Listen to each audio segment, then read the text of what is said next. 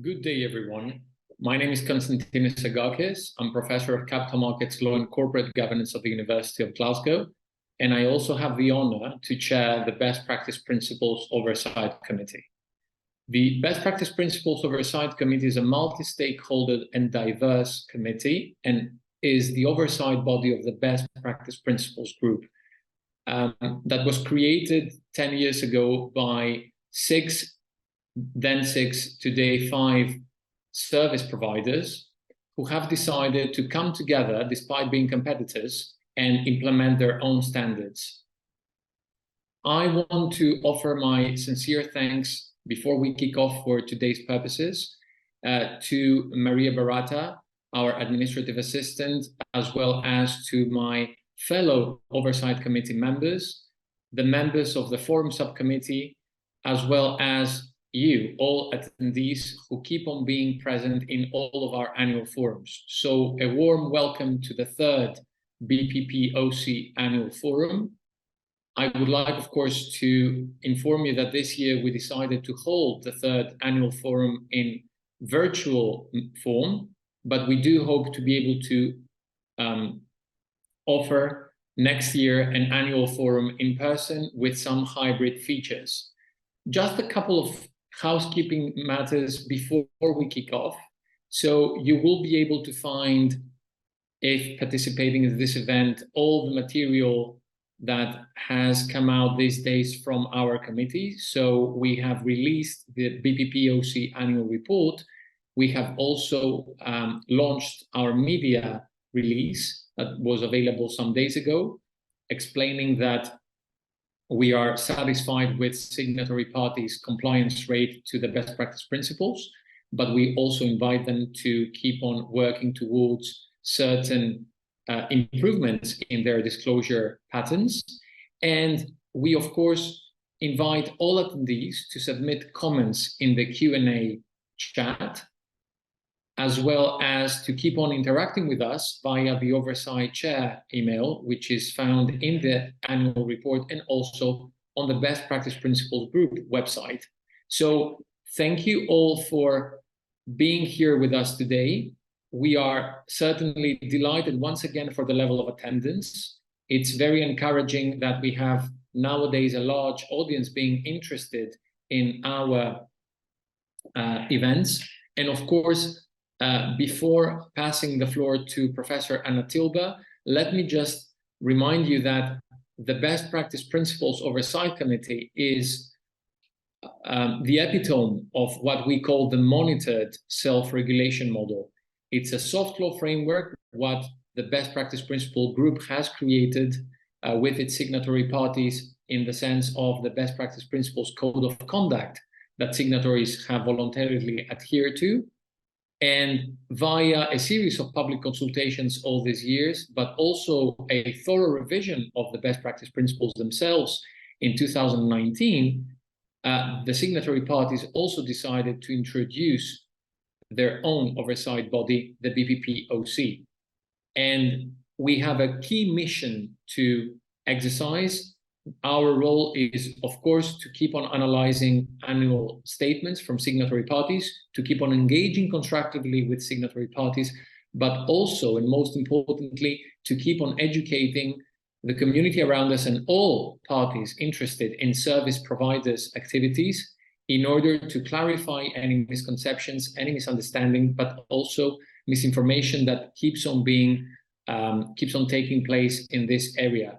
A very, very, of course, notable example is the highly politicized debate around the role that proxy advisors or service providers, in order to be more accurate, are allegedly exercising right now in the vast area of corporate governance. So without further ado, I would like to invite Professor Anna Tilba to the floor. Anna Tilba has been together with the BPP OC for many years as independent researcher, but thankfully for us, she is now a full member of our Oversight Committee since January 2023, and she has also been appointed the chair of the Review Subcommittee of the BPP OC. So without further ado, Anna, the floor is yours. Thank you. Thank you, Konstantinos. I think you have stolen all my introductory comments. It is an incredible privilege, obviously, to be part of this initiative. I have been an independent academic reviewer for the 3 years that the signatories have been submitting their statements. And it is my privilege to join now the Oversight Committee as the chair of the reviewing subcommittee. I think that the best practice initiative is enormously important in promoting best practice principles, but also increasing the levels of transparency of the world's leading proxy voting advisors, and also improving stakeholder confidence in the market. I'm trying to see my slides. I will try to click on it. It says 100%, but I think they are being uploaded as I speak. So I will hope that they will eventually come out as I talk. But I will have a brief, I only have 10 minutes, so I will briefly talk through the submission overall, the submission process, and then touching a little bit about my reflections of looking at the statements for the past 3 years, general comments on how the reporting and disclosures have developed in this area. I will then talk a little bit about the overall impressions, the methodology that I continuously use in this process, and then offering the views as to how the reporting has happened in this round of reviewing. Now, my slide is still downloading for some reason. I will try to share my screen because I don't seem to see my slides on the screen. So I will start. I hope you can see my slides. So I've talked through. Yes, we can, Anna. Thank you very much. You can just go Excellent. on presenter mode, and it should work fine. Thank you. Okay, so I will stop sharing once the slides, once I'm up to date with the slides. So briefly, this is the third round of review, and I would like to thank all the signatories for timely submission of the reports. We've had all the reports submitted and available on the BPG website by the 3rd of July. But if you can see from my slide that some of the signatories submitted their statements well in advance, May and June. And you can see that we are archiving the statements year by year, so people can track, and the stakeholders and anybody could track the progress of reporting. So thank you very much again to the signatories for submitting this round of reviewing. So general comments on reporting. Because it is year 3, we can now see a little bit of how the reporting has progressed, and it is my pleasure to report to you, audience, that there have been continuous cycle of improvements where signatories provided fuller explanations on each principles in response to our feedback and suggestions. My particular favorite is using case studies, and this is my personal preference, and there's no favorites for me, but I do like to see some case studies. Glass Lewis has published 3 on different areas. Minerva also had a case study. Another very useful and very helpful addition to reporting is the creation of these tables of how signatories respond to our overall comments. So they could be both published as part of the report, or indeed submitted to us confidentially. So indeed, most of the signatories have submitted these tables, which I find very useful in terms of tracking all the changes and all the improvements that they made. Thank you very much again. Very briefly on methodology, well, nothing has changed in the past 3 years. I use the same methods, apart from me now becoming a chair. I prepare a comparative analysis of the statements and then create drafts of the letters that I share with the chair of the Oversight Committee, which then we will look at the letters and do further edits and adjustments, and then submit those letters to the overall subcommittee. And obviously the final drafts of the letters, once all the members of the Oversight Committee had the chance to look and comment on them, are approved and sent to the signatories confidentially. So review of reporting very briefly in the next 5 minutes.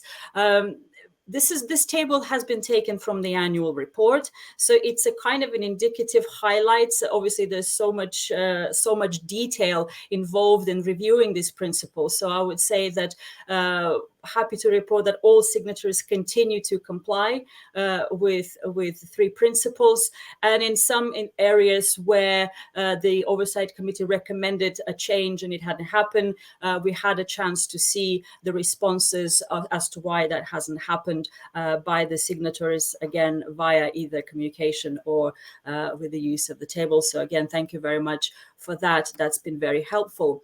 So I will start very briefly with, this is just the highlights, and again the very extended version of this summary is available in our annual report. So I think in principle 1 we found good reporting practices on timeliness around staff diversity, qualifications and length of service and workload. These are, I particularly remember in the first round of reviewing, in the first round, only 1 signatory submitted information on staff diversity and qualifications. And then we've encouraged all the signatories to do so, and now everybody's doing it. So it's a very clear indication that the communication and engagement with the Oversight Committee is working. Well, I hope it is. Some direction of travel. Obviously, the research capacity, the signatories provided further explanations on how their internal abilities match the geographical context, the language, the legal framework, the ESG frameworks. So the recommendation that we had is to maybe provide further explanations on how they achieve these levels. And obviously, when it comes to quality assurance, some graphs or charts on fact checking and error tracking would be very helpful. Now, when it comes to principle 2, conflict of interest, again, we note that there are good reporting practices on monitoring of compliance and potential conflict of interest disclosure, very good reporting on employee code of conduct and ethics training, and the impact of the best practice principles themselves. When it comes to direction of travel, we continue to sort of promote, disclose as much information as possible around revenue sources, because it is an important metric to assess potential risks of conflicts of interest, and it also helps the stakeholders understand what these potential conflicts may be. So more information, or as much as information as possible, would be useful, because I think in this round, I don't think any new information had been provided. And finally, reporting on principle 3, which is the communications policy. And looking at the reporting, we of course understand that there's different business models and different approaches to communication and engagement with companies. So we do take that into consideration.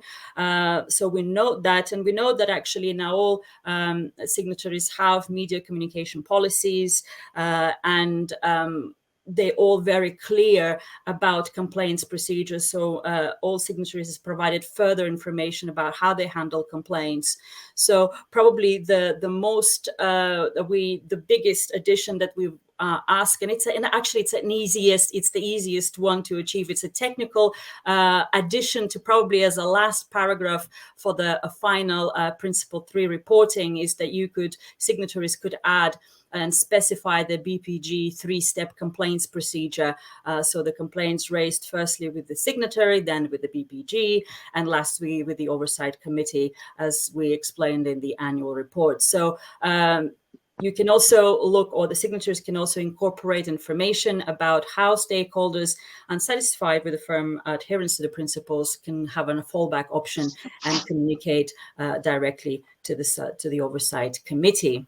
So this is very, very brief. I only have 10 minutes, so I will stop sharing now, and hopefully we can now proceed with the panel and the rest of this session. So thank you very much, everybody. Thank you.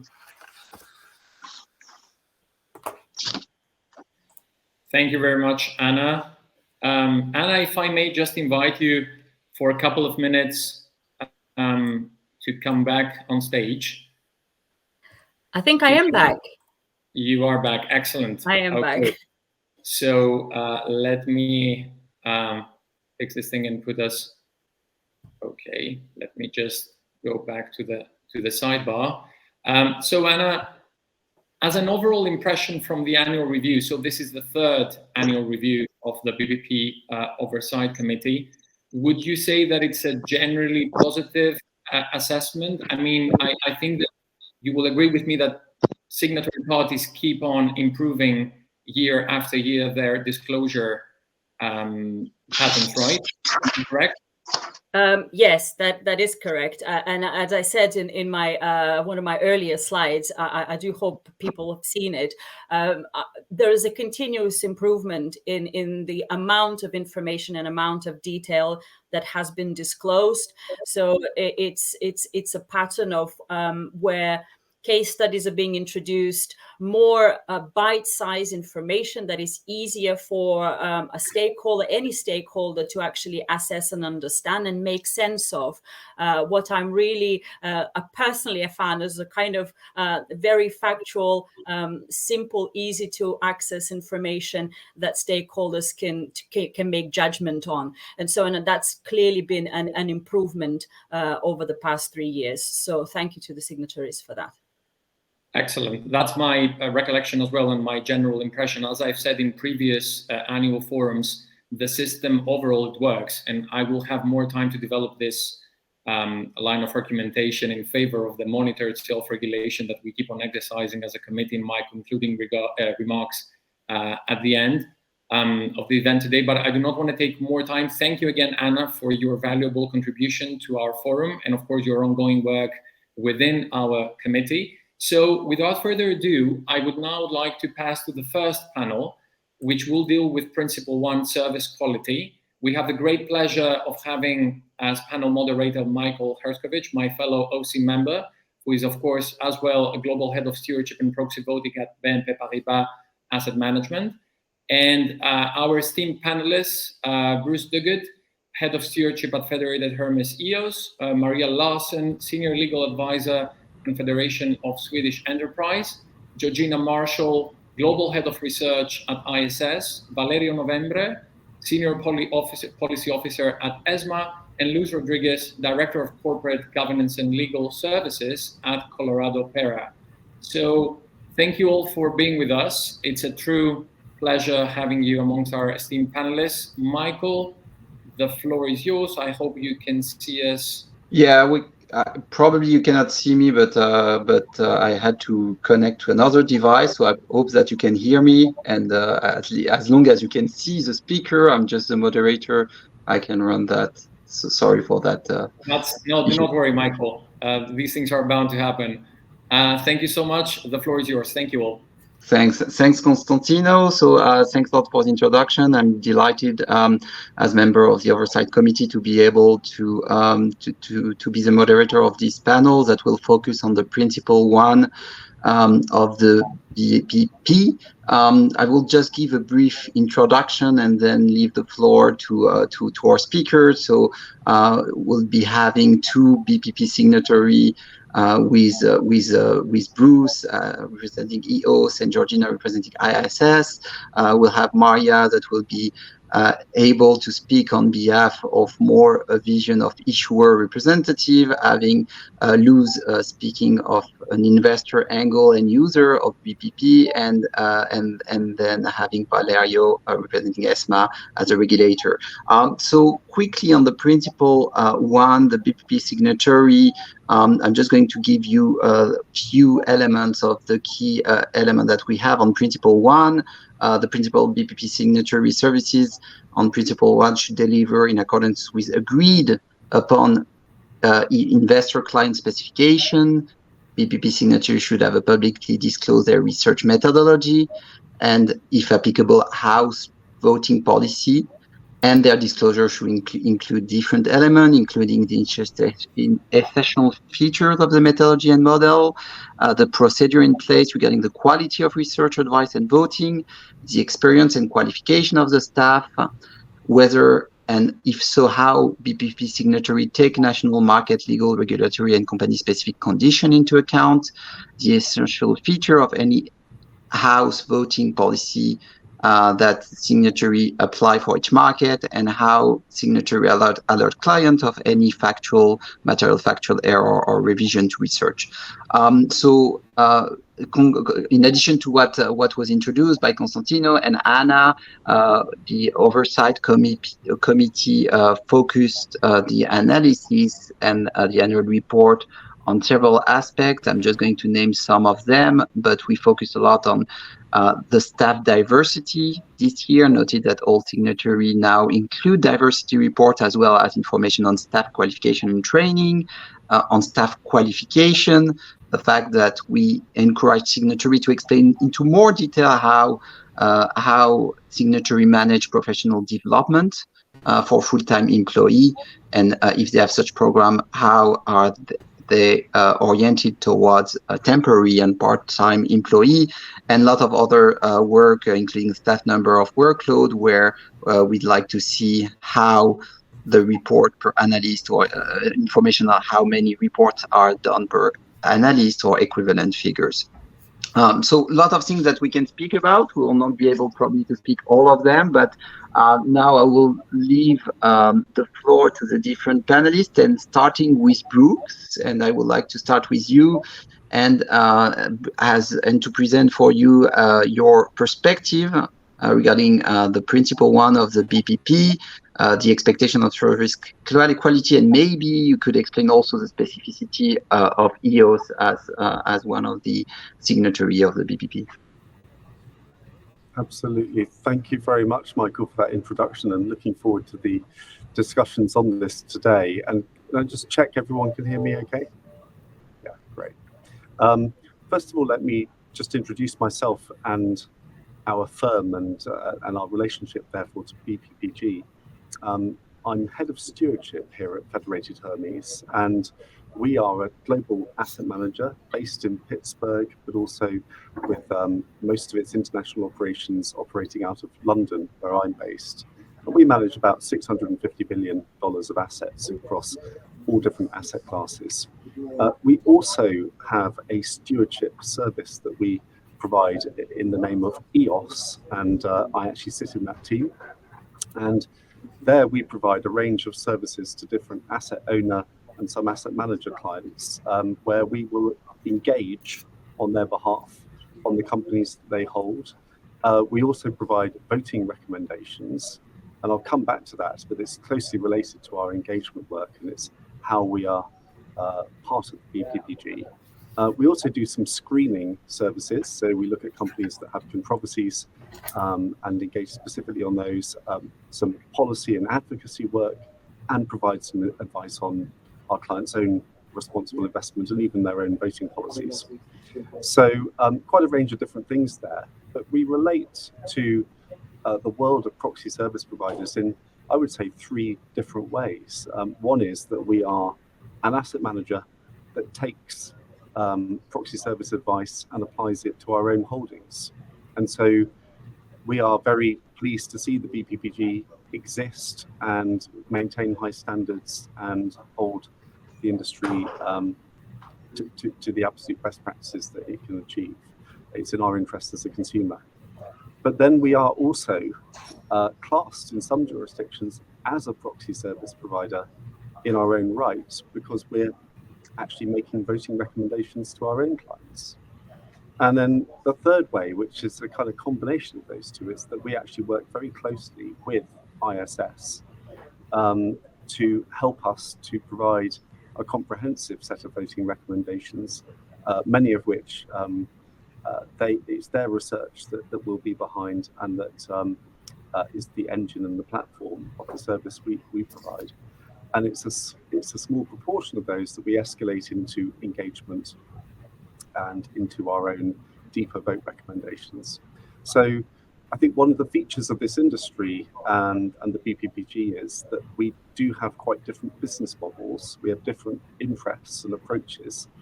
And that, I think, makes for a very interesting group that can challenge and hold each other to account and ultimately improve the service on behalf of beneficiaries. Perhaps I'll leave it there, Michael, but we have just found some very useful feedback. We've taken on board some areas this year from last year's feedback. We now have some new areas of feedback which we think we can take on board, and so I think the system is generally working well, and we're very glad to support it. Thanks a lot. Before maybe I turn it to Maria, I mean, be interesting maybe if you can elaborate a little bit on the evolution of EOS regarding especially the statement of compliance regarding Principle 1, and how you've seen the evolution of transparency and approach that EOS has taken regarding the quality services, regarding the different elements that I've mentioned in the introduction. Yeah. So our service, I think the PPG has helped us to articulate this very clearly, and our contribution, our self-compliance statement is one of those that Anna showed. Is online to download off the BPPG website. So I think it's hopefully helped with wider stakeholder transparency on how we do our work. And in that, we set out that we actually recommend on around 13,000 different company meetings. We've been pleased to update on areas such as timeliness, where we give our recommendations on average 8 days prior to cutoff, a bit shorter time than others, but then we're taking the research first from others and doing further engagement. So that's the reason why. We've expanded some of the reporting around the team of people that we have, so the research capacity and staff numbers. We actually cover 16 different countries and 14 languages in our team, which as a team of 28 is pretty impressive. We take on board some of the comments to give even more breakdown of sort of how we actually organize across different markets, different sectors, and I think that we could do that. I think, and also how we do some of our internal training. We've also been pleased to provide diversity data on our staff, actually pretty much 50-50 male-female, but I think there are some other characteristics that we could articulate. And I think another important area, one that we've already responded to, is around errors tracking and procedures by which we maintain high standards. And we've increased the number of spot checks that we carry out so that we do that more regularly and across a broader range of different votes that cover all the different participants in our system, and everyone in our team does some voting recommendations. I think we take on board that perhaps there could be further data and disclosure. We do that with our clients, but we'll consider how we put that into the public domain. So those are just some of the areas that we found the BPPG helping us to achieve.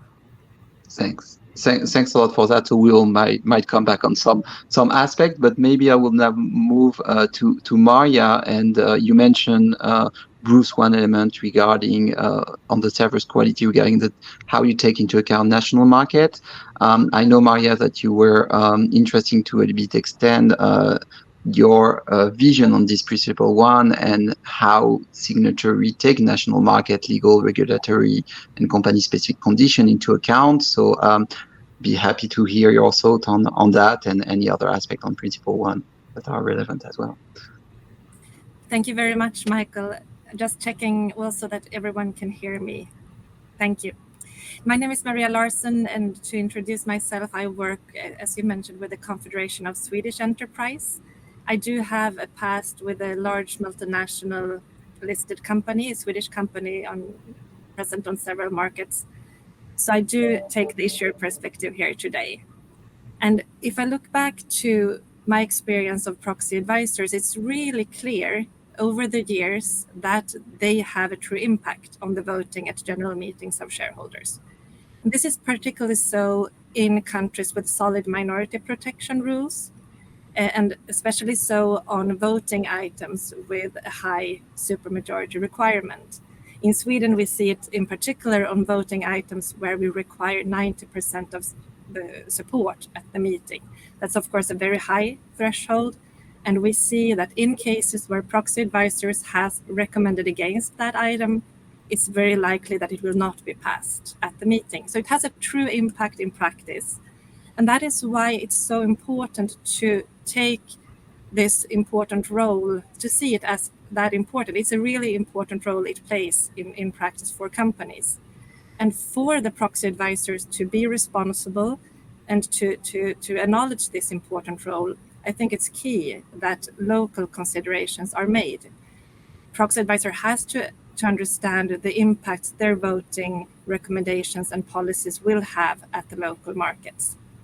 And this is, of course, a big ask to make because there are so many markets across the world. But I do think that this is a key thing to do. Otherwise, the proxy advisory services will lose their trust throughout the markets. And I have to say, if I look back, sometimes, to be very frank, proxy advisors are not well seen always as not being so available to issuers and others. Of course, very busy during the seasons, but that's really something that is being said. But I have to say, during the last year, maybe at least here in Sweden, I have seen an increased willingness of proxy advisors to have a local dialogue. And we really appreciate that and see this as a very good sign, and do hope that this also means that local considerations will be made and that we will see nuanced proxy advisors' recommendations going forward. I would like to take one example of a case where we don't think really that the local considerations were taken into account before the policy was published. I have seen a lot of attention and discussion after it was published, so I think the considerations maybe were made, but they were not presented. And this is the policy change made last year by ISS with respect to continental Europe and with respect to countries where there are systems where dual class share systems. I know that ISS called them unequal share structures. And the policy change made was that ISS said that going forward, we intend to recommend against the discharge from liability of directors or the election of directors where such systems are maintained. And this, on the Swedish markets where we have had these types of structures for more than 100 years, this gave a lot of attention because the system is not seen as bad governance in the country. It's seen as working quite well. So this created a lot of fuss, a lot of criticism, and a lot of noise. And this was, to me, an example where this could have been avoided through a dialogue and through showing that this is maybe not a black and white policy. It's something we will take local considerations into account when it's actually going to be applied in practice. That could have been done in a much more nuanced way. So I think that this is an example where we can see how important it is to make it right. But as I said, I would like to end on a positive note. We do see that the dialogue is coming and that it's really well perceived locally in our market. And we really hope that this will continue going forward. I think that I can end there. Thank you. Thank you. Thanks, Maria. I mean, we can rediscuss that, but As you mentioned, ISS, it's a good transition for Georgina maybe to step down and to, well, react if she wants to react on especially the local context and how ISS deal with that. But more broadly, I'll be happy to hear Georgina explaining her perspective on service quality, how they cover the most critical aspect of seeing, and if there are been changes, especially on the recent year, also following also our conversation with the oversight committee that I'm representing here. Georgina. Yeah, thank you very much, Michael. And I'd like to start by thanking you and the Oversight Committee, Chairman and members, for the opportunity to participate in the discussion today. I appreciate it. And maybe I can come back to some of Maria's comments at the end, and I'm happy to talk a little about that. So let me start by introducing myself. So I'm Global Head of Research at ISS. So basically in charge of all our teams globally, and they are based globally around the world, that cover all our shareholder voting related research. So let me start with saying that service quality is principle one of the best practice principles, actually for a great reason, and that's because it really is of critical importance to the investors who use our services and those of our fellow signatories, and some of the different ways that Bruce described. For example, we all have different models, but fundamentally the quality of the services we provide to our clients is absolutely essential, both to support clients' fiduciary programs and their stewardship programs and their fiduciary responsibilities as well. So we, like some of the, actually all of the other signatories, we pay enormous attention to quality right through our processes. So we provide at ISS many different policy and service options to clients, ranging from our ISS benchmark or house voting policies through to fully tailored custom policies for individual clients, and also the platforms that investors can use to manage and track their voting decisions and vote execution, if I can put it that way. But the same approach to quality really underpins them all, and is absolutely fundamental to what we do and how we approach the services, both those existing ones and as we evolve them going forward as well. We've also found the BPPG principles themselves, the articulation of them, and the addition of the Oversight Committee and their not only their oversight but also their input and the dialogue with them to be incredibly helpful as we strive to always kind of improve what we do. We recognise also that for investors and companies, things really change over time, and proxy advisors need to keep up with that, and it's top of mind for us. I'd say change is a constant. So for us on research and voting in particular, we always start with tracking and recording company meetings and voting items when they're first announced, and even that is kind of one of the fundamentals, and sounds quite simple, but even that is a big task. And it starts with making sure that clients get the right information for their holdings, the companies that they invest in, and what the voting items are that are going to be coming up, and meeting dates, etc. So right from that first step of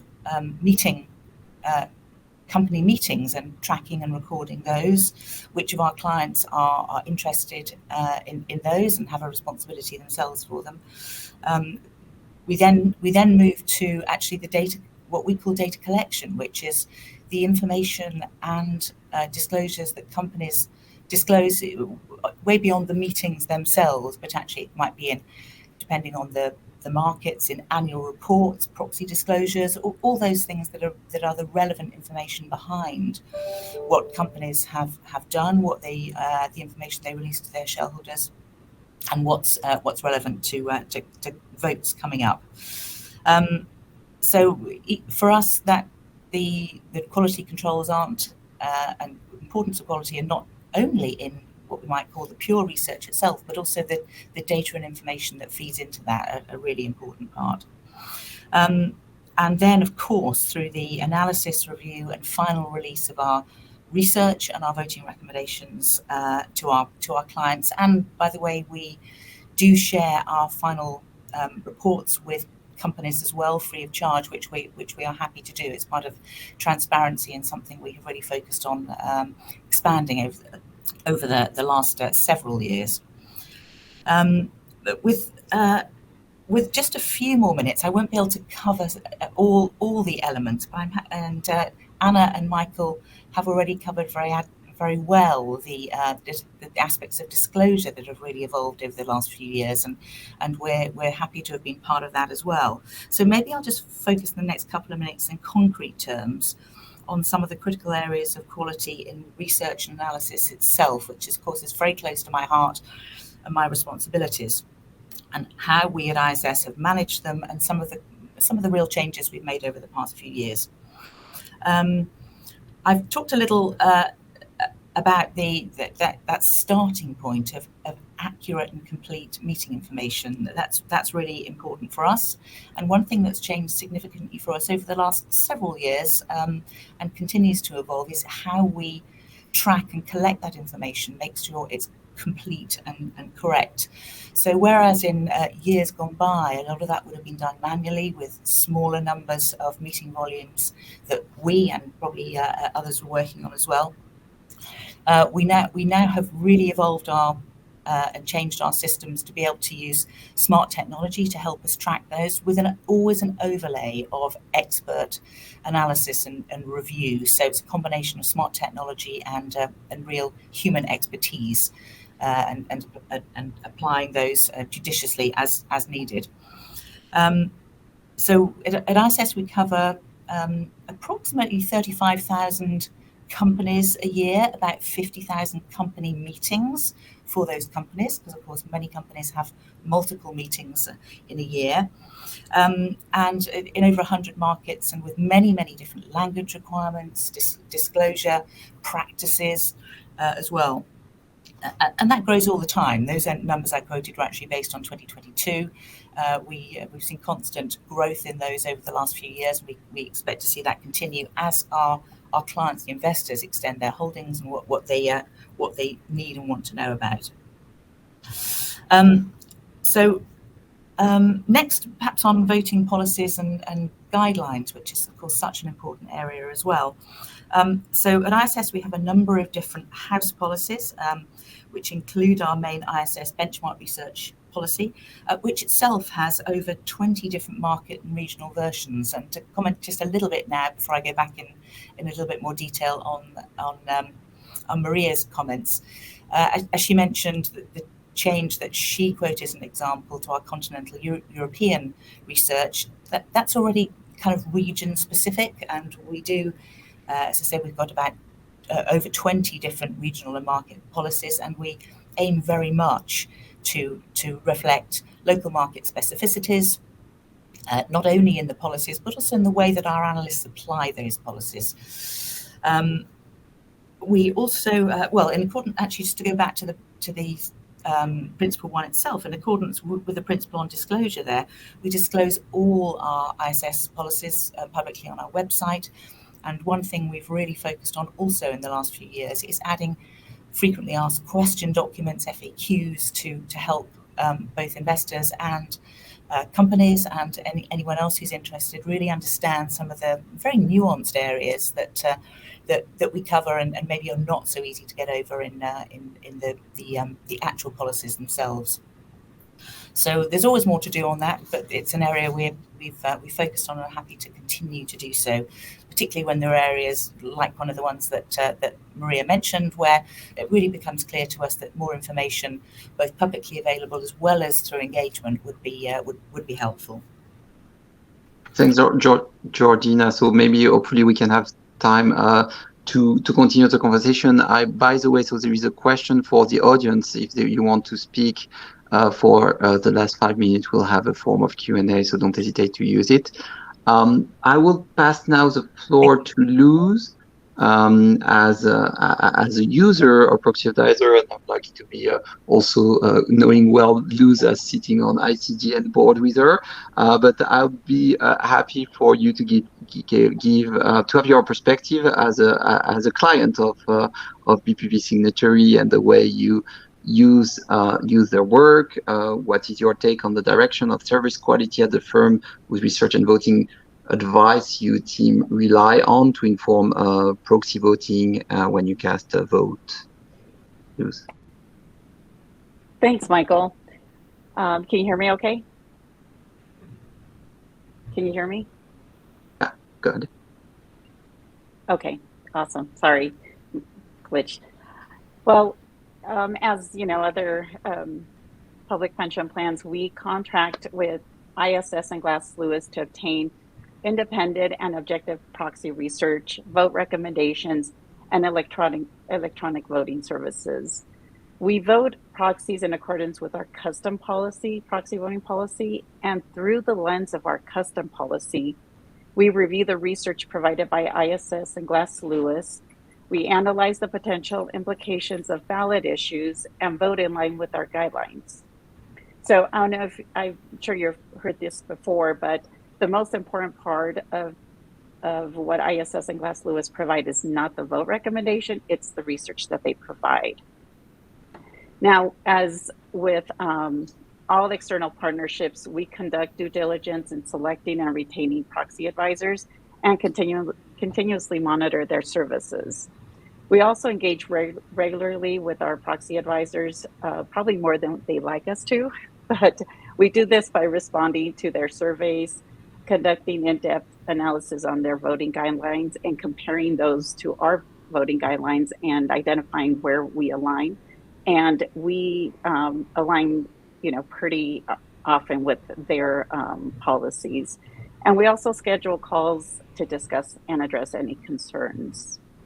As for the service quality, proxy advisors play a crucial role in our proxy voting process. They help us fulfill our fiduciary duty to vote proxies in a cost-effective and efficient manner. So the service quality of proxy advisory firms is a big deal for us. We place a strong emphasis on due diligence when selecting and monitoring proxy advisory firms. We'll evaluate their expertise and their commitments to unbiased and well-informed analysis. So getting research and voting recommendations timely is vital. It ensures that we have time to analyze and research the research, and we are able to make more well-informed voting decisions. For us, service quality hinges on the accuracy of research and transparency of their methodologies. We expect advisory firms to clearly communicate voting guidelines and provide insights to their decision-making process. We also believe that the recommendations from proxy advisors should align with our goal of maximizing shareholder value. Also, since we do have our own proxy voting policy, customization is essential to ensure that our custom voting policies can be implemented and executing on the voting platform. Another critical part of service quality is the ability to identify and manage potential conflicts of interest. We expect firms to follow strict conflict avoidance procedures and to disclose actual or potential conflicts of interest. And, we advocate for those disclosures being on the proxy research where it's easy, accessible, and it's prominent for us to view.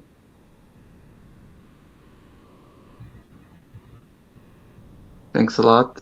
Thanks, Luz. We'll have again a few Q&A, but I will, because of the sake of time, and sorry for keeping waiting for you, Valerio, but you're having the chance to be the last one, and we're really keen to get your perspective as regulator, especially also because the ESMA published during the summer a report on the application of SRD2 and the monitor safe regulation with the oversight committee and the BPP. So I'll be glad to hear your thought on the overall principle one, but more broadly how it works and how you view, and also ESMA proposed future next steps that could be taken at the European Commission. So happy to hear your thought, and for speaker after that to comment as well. Valerio, up to you. Thank you, Michael. Thanks to organizers for the invite. I hope you can hear me well. Yes, yeah. Great.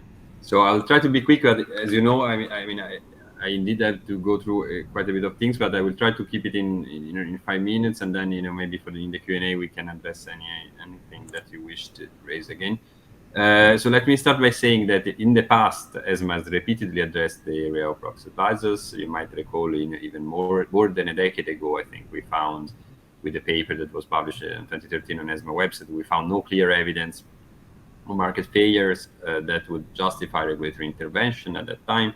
And we recommended to develop a code of conduct to improve understanding and clarify expectations. So, partly to that publication, the BPP came out, and then ESMA again published another document called follow-up report, where sort of we looked at the BPP, we made some comments, suggestions, especially in terms of improvements in the area of monitoring and in the area of governance, which, as you know, later on were put in place, by the way, with the introduction of the OC. So as you know, lately, the Commission was asked by the European Commission, the ESMA was asked by the European Commission to produce an implementation report. So they asked us to assess the implementation of Article 3J of the Shareholder Rights Directive. So for the non-Europeans, that's where in the European legislation the proxy advisors are regulated somehow, and that it's a particular rule that sort of looks into the possibility for proxy advisors to connect their disclosures to the self-regulatory disclosures. So they are not mandated, somehow they're mandated to do disclosures, but they can also do such disclosures via by following the code of conduct. So that's a little bit the system in place. And so what ESMA had to do is to check whether this system was working or not working. And so we reached out to several stakeholders in different ways. We also had a call for evidence on our website last year with almost 80 respondents. So it was quite a bit of feedback we got. And our analysis was very detailed. I think, we had to actually, but also we wanted to cover one by one all the paragraphs of Article 3J. So again, for the non-European, this is about, the application of a code of conduct by proxy advisors disclosures, conflicts of interest, third country proxy advisors, and also some definition aspects. So let me jump directly to the conclusions because I'm conscious of time. But so what we have provided in terms of conclusion is quite detailed, and I invite you to read the advice, at least the first pages of the advice, which summarize that. But in a nutshell, I could say that indeed, as mentioned by Michael, we found that overall the monitored self-regulation system that has been put in place is robust. So we thought that is working. And we also reiterated that something that we said also in the past several times, that this is a very concentrated industry, even probably more and more concentrated, and that further barriers to entry in this market should be avoided as much as it is possible. So that's the beginning. And then at the same time, while we found that the framework is robust overall, we also found that, of course, there are certain improvements at the margin that can be done. And we had quite a few remarks. To keep the story short for you, I'll focus just on 3.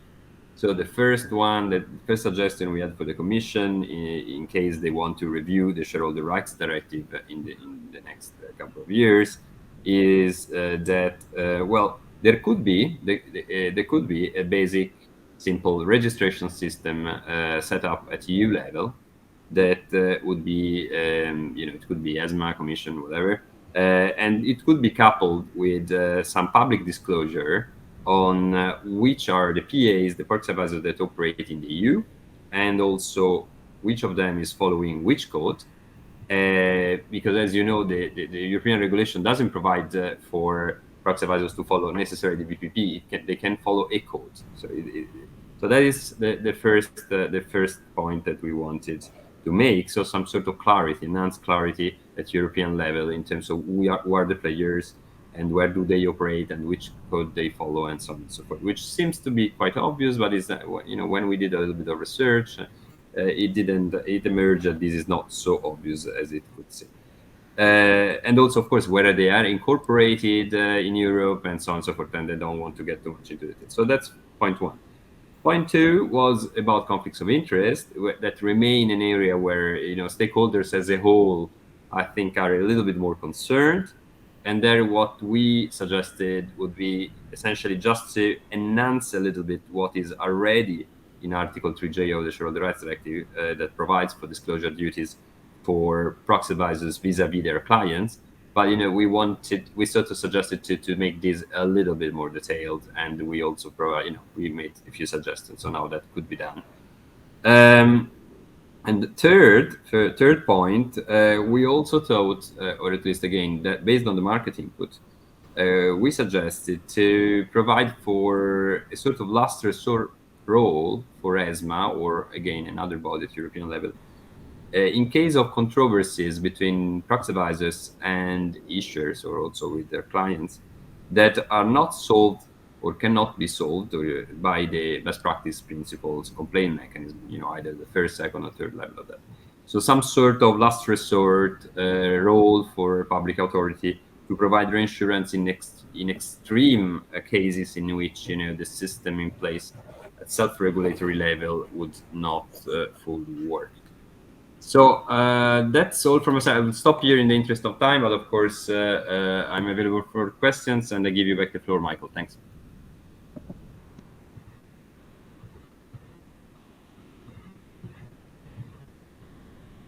Okay, I hope you can hear me. I got the mic issue, so thanks a lot, Valerio, and really from being a member of the Oversight Committee, it's a pleasure to see the ESMA report and indeed the testimony of also the work and BPP.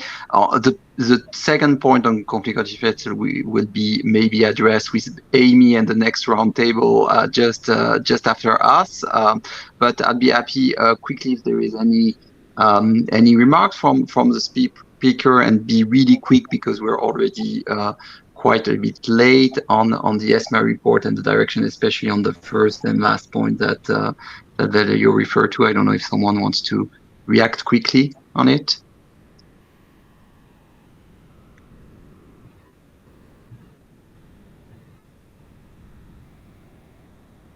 I have a comment, if I may. That's a question. Since the regulation of proxy advisors is on quite a light level, and as you said, we don't want to add to the concentration by making new hurdles to enter the market. But I was thinking about service quality. It's merely disclosure rules in essence. There are no really requirement on service quality. Wouldn't it make sense actually for the confidence in the service to make it more firm in terms of rules, that they have to consider local practices, they have to do this and that? It's a question, maybe something to consider, that might even give the profession even a better confidence in the market.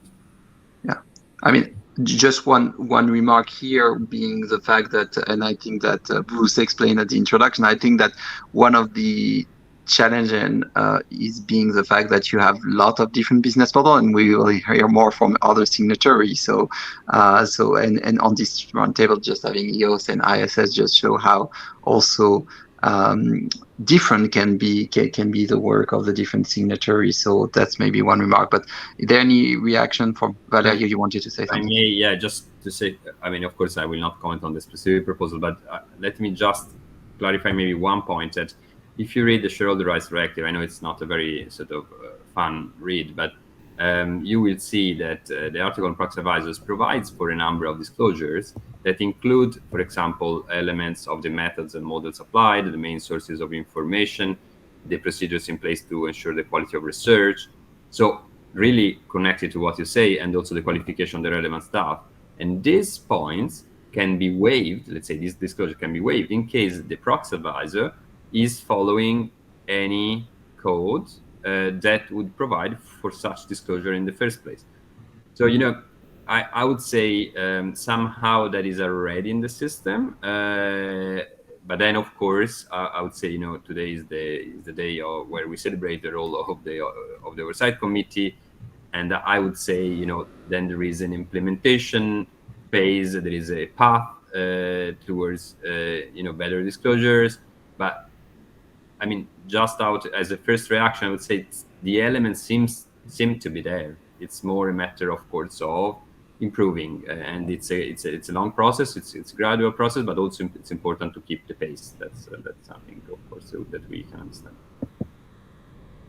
Thanks a lot. And I maybe for the sake of time, I will just we have one question on the room that I'd be happy for also the speaker to react. That is, I think addressed more for Proxy Advisor, but Luz, you indicate also as well, I think from a user, but how you take into account engagement from on your work and on the advice that you might have to take. And I think that all the challenge being the fact that, and you elaborate that a bit, Bruce, at the beginning, the need also to do engagement and to do for a user perspective to be able to have the research as soon as possible, to do their own work. So I don't know if you want to say in 1 or 2 minutes, because we're out of time already answering this question.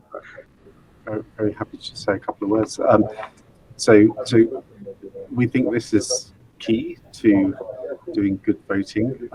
That's why we really provide the voting recommendations we do as a combination with the engagement, and that enables us to have that nuanced voting.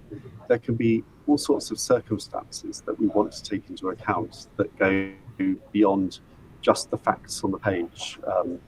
And so if there are commitments that the company is making in the future, that may enable us to be supportive of, say, a board director or a particular resolution. And so I think that's really important. It is a challenge to scale that up, which is why we focus on a smaller number of escalated areas. I mean, Georgina talked about the awesome number of company meetings that they go through. We do a subset of those, but there's 13,000.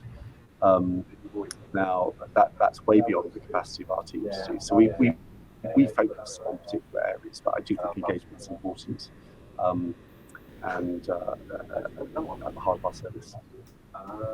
And Michael, I'd be happy to add a very quick comment on the question specifically about engagement in policy development from ISS's perspective, which is that as part of our policy development, we have an annual survey each year, which is open to companies and investors and actually any other stakeholders who want to respond to.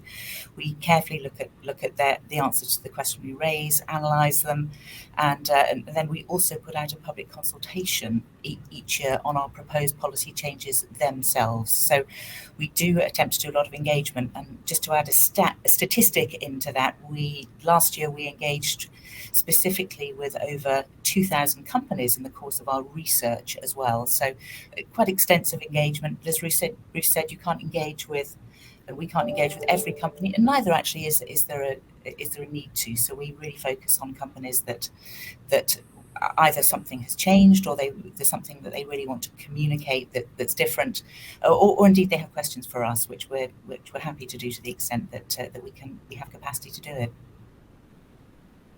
And Michael, just a quick note from a investor perspective. The engagement, of course, is welcome, and I actually think that the best practices principles is also fostering some of that communication and engagement between investors, companies, and other stakeholders.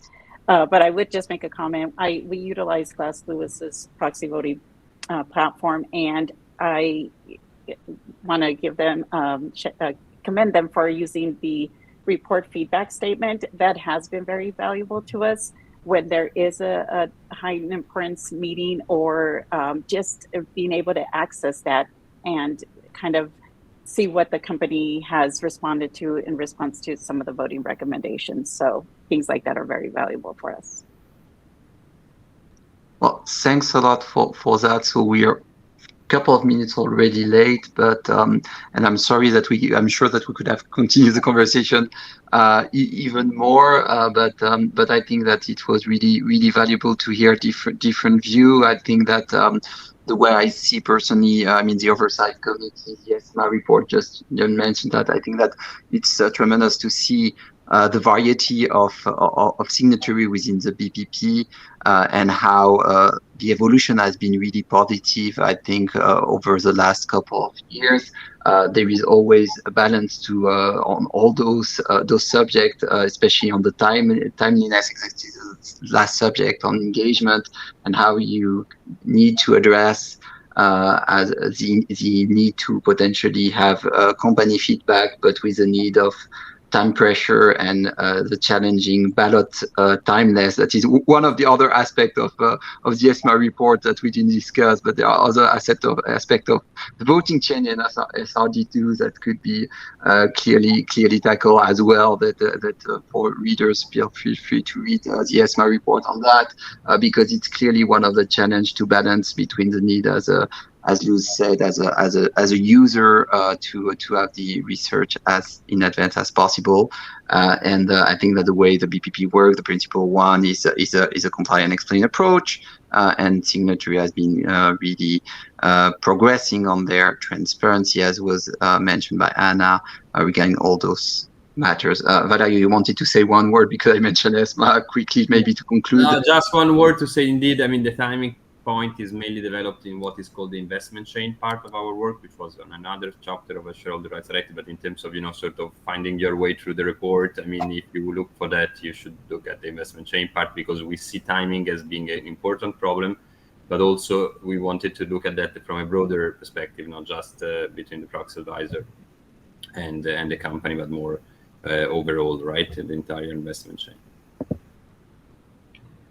I mean, concluding based also on the last question that we received, of course, it's important to stress out that that BPP signatory have clients. Client quite often is indeed lose investor, asset owner, asset manager. So of course it's and speaking as an investor, it's of course investor responsibility to vote. So we are all aware of that, of course, but I think it's important to reiterate that. Well, we being a little bit late, sorry for that, Konstantino, but I would like to thank all our tremendous speakers today, and we'll leave the floor for the next roundtable with Amy. Thanks a lot. Thank you. Excellent. Thank you, Michael, and thanks to all of our panelists. It's always a pleasure to kick off an event with such a stimulating discussion.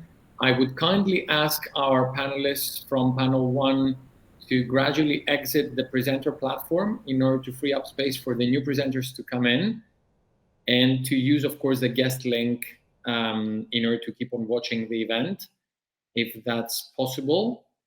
And while waiting for our panel 2 speakers to join us, I would kindly ask our admin assistant Maria to put the holding slide, and let's take a couple of minutes for the audience to have a short break before we move on to panel 2. Thank you.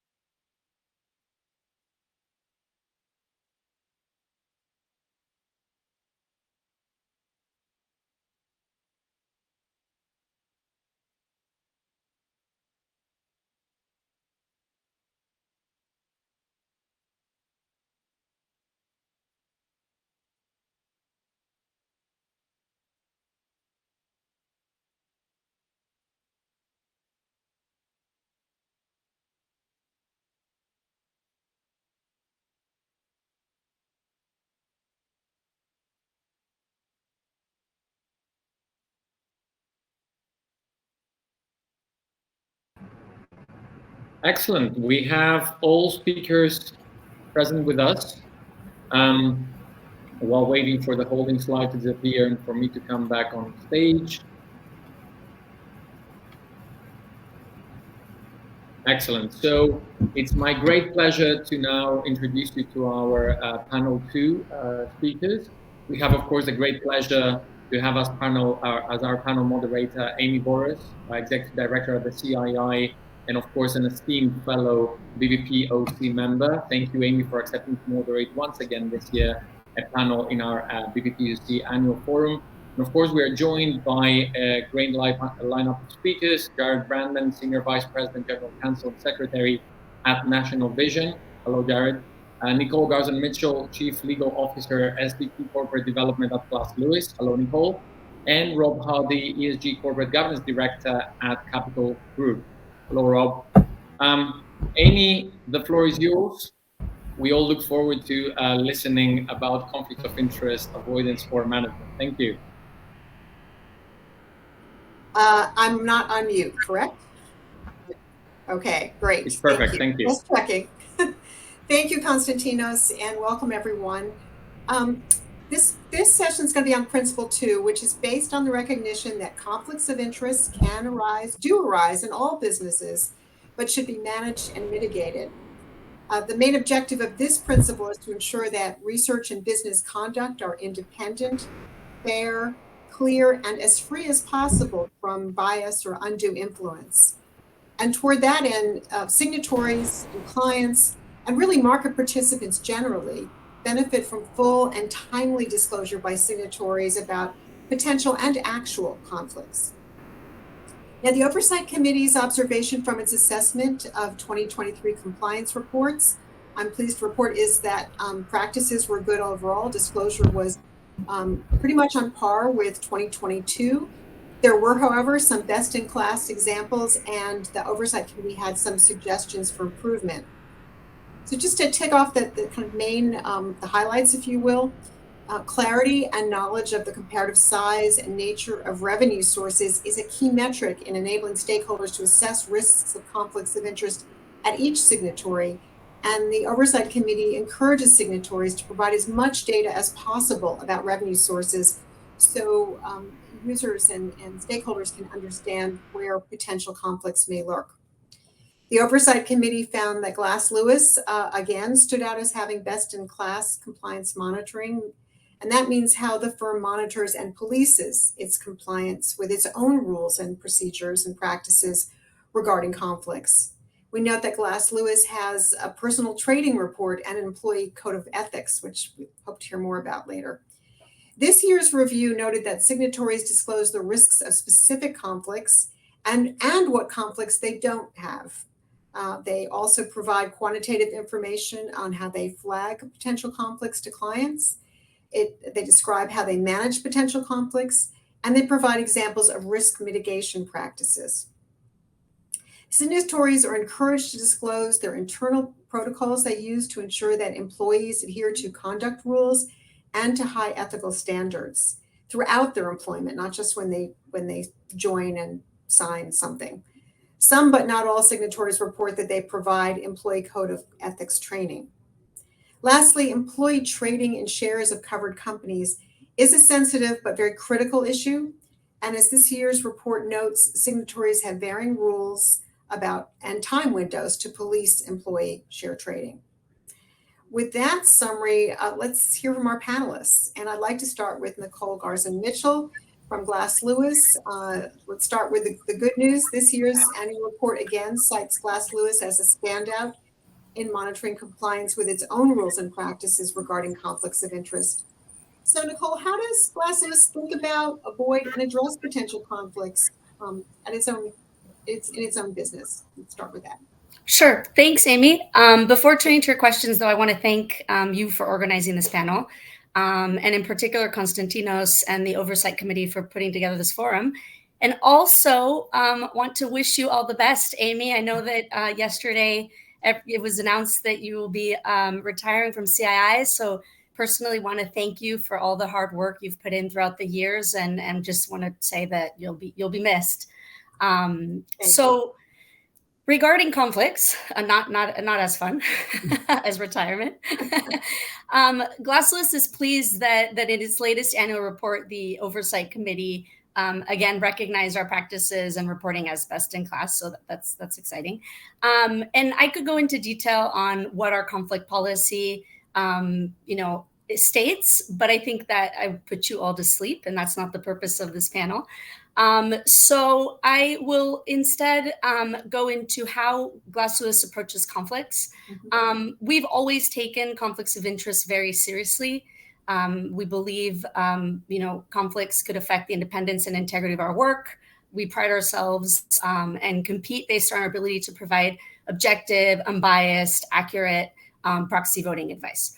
And we think managing and disclosing conflicts is an important part of that. So, for example, we have a lot of safeguards that we have put in place to ensure that research remains objective. These are examples of, for example, we have separations between our research team and our issuer relations team. They're the ones who actually speak to companies and engage with them. Our sales team. We ensure that our analysts rely on only publicly available information when we put together our proxy research and vote recommendations and analyses. Our research production process is actually also very robust with multiple layers of review and editing and very strict controls around who can publish our research reports. But what sort of conflicts come up? I get this question asked all the time. And so it will vary depending on each proxy advisor. But they could fall under several categories. It could be a material business relationship that a proxy advisor might have with a public company. It could be an employee who has a relative of a board member, is a relative of a board member at a public company. It could be an affiliation of one of our owners with the public company. You get the point. So, conflicts can't always be eliminated, and the BPP principles themselves note that, but they can be managed and mitigated. And so that's what we've been focusing at GlassList. And since our founding, we've felt that it's very important to proactively and explicitly disclose these conflicts. And so I don't know how many of you have actually looked at our reports. It's surprising, but I've actually found that among sophisticated corporate governance professionals, a surprising number haven't actually seen our report or noticed that our conflict note is actually on the front of our proxy papers, and that's what we call our research reports. It's literally a prominent box right at the front. So we do take conflicts seriously, and we go even farther than that. So a few years ago, we actually put in place a process where we also disclose other activities that we have with public companies, just so that our clients are fully aware of those sort of engagements. And what that means is, for example, we have an IDR program that allows corporates to see a facts-based version of our research report. And so if a client, a corporate client, because I call them clients because our public companies can also purchase a copy of our research report after it's been published.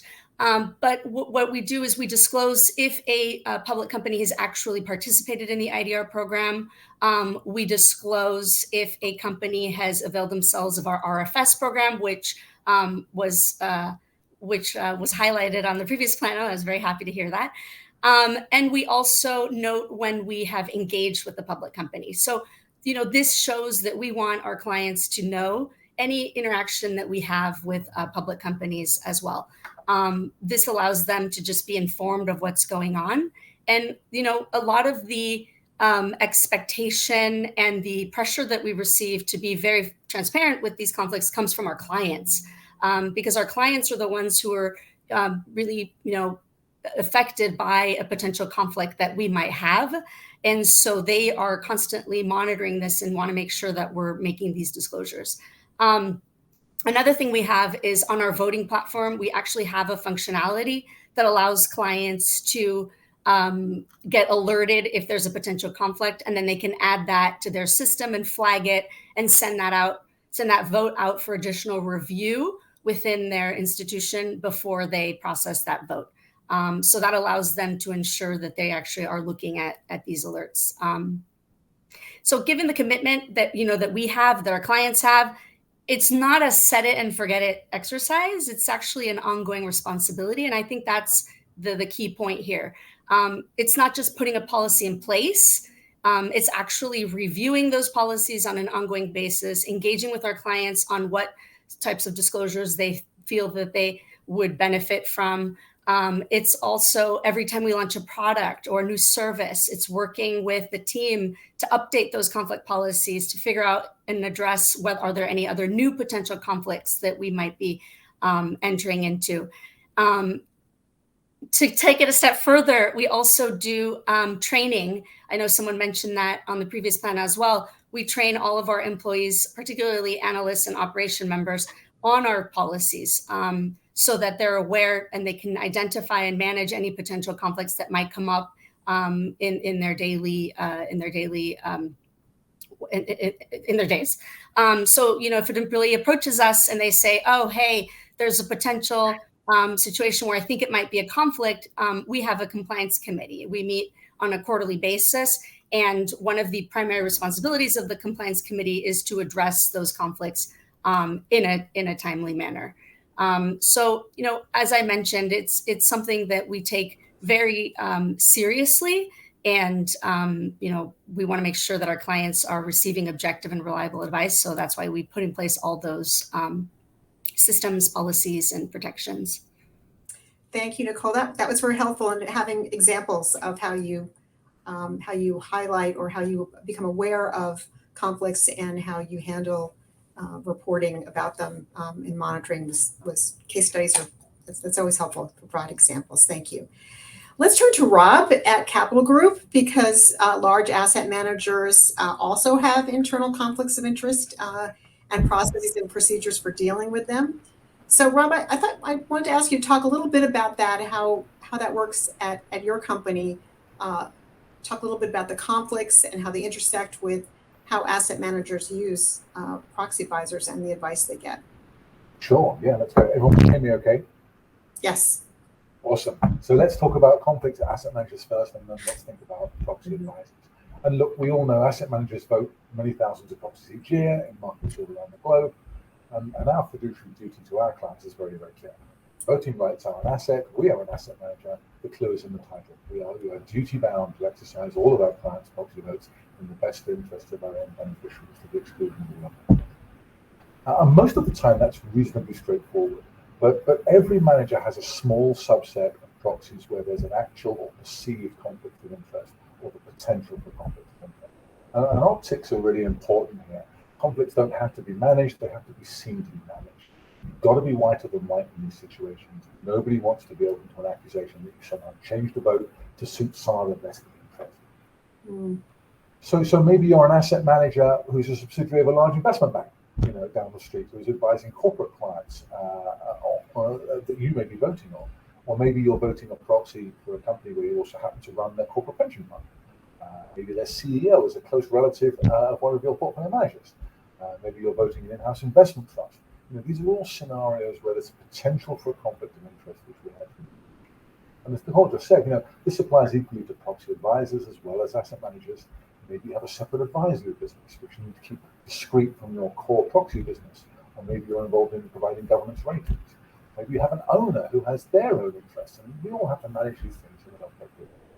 So, as we just heard from Nichol, you know, this is about providing training and putting in place policies, and as well as information barriers, you know, Chinese walls between different parts of the business. The way most asset managers deal with conflicts actually is by relying on the proxy advisors, using an independent third-party fiduciary to take that small subset of proxies where you're concerned there's a conflict and take it away and vote it on your behalf, so you thus free yourself up from that conflict. Just because you've outsourced the decision, however, doesn't mean you've outsourced responsibility. You know, an asset manager is using a third-party fiduciary. We need to satisfy ourselves that the advisor is dealing with this conflict adequately, and that means doing your own due diligence, asking questions, you know, making sure you're satisfied that your service provider is doing a good job handling their own conflicts in the same way that we are doing ourselves. So things like the BPP Code of Conduct are super helpful here as a flaw for us. In addition to that, you know, the asset managers that I've worked for, we've always done our own in-depth due diligence. That includes, physical site visits, visiting offices in person, typically annually reviewing the policies, asking the questions, and generally looking at grades. Because the thing that nobody wants is an asset manager, is us outsourcing our conflict and just inheriting somebody else's. So you mentioned site visits. I mean, and doing due diligence of the proxy advisors that you rely on, or your firm relies on. How often is this an annual exercise? Is this every 5 years? It will vary. It's typically annually, to ask to see the policies. But there's nothing beats, a personal inspection. We send the team down. It's great to meet the cast of characters, to meet the individuals making some of the decisions. We can ask questions. It's just that I think doing your own due diligence is a really important part of the process. Hey, Amy, can I chime in? Rob, can I ask you a question? It's great to be with you, and also, Amy, congratulations on all your accomplishments. And I know retirement will be nice for you, and we look forward to spending as much time with you as we can between now and then. Rob, as you were talking about, and this was great, you've got your own conflicts. You're farming off some of your responsibilities, but you still have your fiduciary duties. And so as we've kind of talked about conflicts, and Nichol did a great job of, there's the disclosure of conflicts, and then there's avoidance of conflicts. And so just, as you're thinking about it from an investor perspective, Rob, is disclosure enough? Or are there ever, situations where, given the inherent conflicts of interest that you've indicated just in this industry and, based on structure and all of those things, does disclosure in all cases get you to where you need to be from an investor comfort level? Great question, and it's a fantastic starting point. But I do think, it's back to my earlier remarks, just because you're outsourcing a vote doesn't mean you're outsourcing responsibility. You've got to do the best you can to ensure that vote is being dealt with the same standard of care that we ourselves would apply. So I think disclosure is a fantastic starting point. Understanding what those conflicts may be, but also really understanding the processes and the procedures. If you are going to outsource a decision to somebody else, making sure that they are segregating off the relevant bits of the business to keep it the appropriate hygiene between different moving parts of the business, and making sure they have the training and the materials and the policies and procedures to make sure that they are doing everything they can to mitigate some of those conflicts as well. And you will often find that managers, fiduciary duty trumps everything. If we felt that there was a problem where our fiduciary duty was duty like that was not being served, we would have to think about that. We have escalation mechanisms internally that we could deal with that if that arose. But you're right. Disclosure is a great starting point, but you've got to satisfy yourself with all of those other processes as well. Jared, that was a great question. I'm glad you piped up, and I have another one. You mentioned, Rob, sometimes that can occur when you change a vote, that there could be allegations or suspicions of conflicts that's what that reflected. How often does that happen, and how do you handle that? It's greater than zero, but it's a very, very small subset. You've got to look at this from all angles. As I come back to my earlier remarks, optics are super important here. You have to be whiter than white in these situations. You have to remember that you can evidence that you've thought about the angles. Now, you've got to focus a little bit in materiality and where do you draw the line here? We all know if we look hard enough, we could find a relationship with every company in the index. I was genuinely once asked by a client, well, how come you can vote the Microsoft proxy when you're using Microsoft software in your office?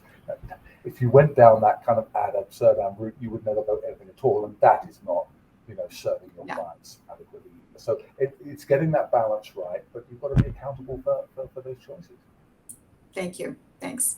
Okay, I'd like to turn to Jared now. And Jared, in your view, how well do you think proxy advisors disclose conflicts, potential or actual? Let's start with that as an opener.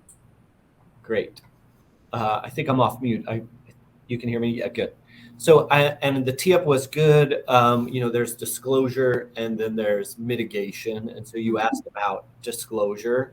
And maybe my first, before I answer, and I will give an answer, maybe the first piece is, how companies think about it. And so in a similar way, Rob, of course, investors have conflicts. Companies, have the potential to have conflicts in various, aspects of their business. And really, the company perspective is, to the extent conflicts can be avoided, or even appearance of conflict, there are efforts to do so, right? And then, based on that, if you're not able to do that, or if there's a business need, that requires you to continue, that's where you kind of get into the ensuring that there's disclosure, ensuring that any decisions are being done by people that are right, the people that are not impacted by the conflict, and that's how you kind of do that. And so in the proxy advisory context, those principles should apply, but there are differences just kind of given the inherent nature of this business and the different business models of the players in the industry. So my long way of getting, I think on both fronts, it's a mixed bag, right? I think it's nice that this organization, the BPP, exists to push from within the industry to do more. I think it is better than it's been, and there's still, I think it's a testament there's still work to be done, and that's true on the disclosure front. And frankly, I think even more so on the, hey, what is okay and what is not okay, and really what are those mitigating factors, or what's or what should be stopped. And so that's where I think it's interesting. What's interesting in reading more so on the BPP and the principles kind of stand for the both. It's disclosure with in this principle number 2, it's disclosure and what we should do and not do. And it seems like, most of the efforts that thus far have been more about the disclosure, and maybe that's the right way to do it. You shine a light on what's going on, you shine a light on the differences, so that then the other stakeholders, investors, companies, and the like can kind of, be pushing ourselves, because the system is what it is, and we've got to work with what we've got in the system, and we need to be pushing ourselves. I think that's really important. And then just the last piece is, as you think about the principles, there are a lot of stakeholders. And I think understandably, this has a very investor focused. I do think from the company perspective is really critical. And when you apply what are the impacts or potential conflicts of interest from a company perspective and point of view, frankly, I think that's where there's even more work to be done, and certainly more opportunity, to make more progress. Well, good. I'm glad to hear our work isn't done. So thank you. But Jared, just to continue on this, you do point out the difference between disclosure and actual avoidance or precluding conflicts. So are there actual changes in behavior you'd like to see? Yeah, I mean, I think there's obviously, as we know, the different proxy advisors, there are different choices in business models, right? And so, I think I'm not going to sit here and say, hey, this company should stop doing this because X, Y, and Z. I think it's good to see in the list of, in the list of principle 2, that we've clearly identified what those watch out areas are. And Nicole's highlighted some, Rob's highlighted some. And so I think, given that within this self-regulating, group, the goal is not to say, hey, you should stop this or not. But I think we know what what kind of the most significant things are, at least so that, Rob can still exercise his fiduciary duties and the like. So, given that there are services that are provided, that companies can be clients, that there can be these additional relationships. Yes, in an ideal world, you'd say, let's stop all of that. Let's provide a total independent, objective perspective. Let's make it super clear. Let's bring investors in. Let's bring companies in. Let's give companies an opportunity to be more actively involved because ultimately, we appreciate investors have to vote on thousands and thousands, right, of holdings, as do the proxy advisors. Ultimately, guess who knows the company's information the best? It's the companies. And so, one of the kind of tangible, opportunities I think would be the more that the system can bring the company's perspective in, whether it's ahead of recommendations or the or the reports that are issued, or an advanced view, and certainly to the extent that there's the company's perspective, making sure that there's a platform for that to be promptly real-time shared with investors. Those kind of tangible changes, I think, would help the system overall, would help Rob be able to exercise his fiduciary duties, and would ideally kind of take some of that burden off of those small number of entities that have to be doing lots of things for so many different companies. That's just one example. Okay, well, fair enough. You worked for a large cap company in the past, and now you're employed by a mid cap company.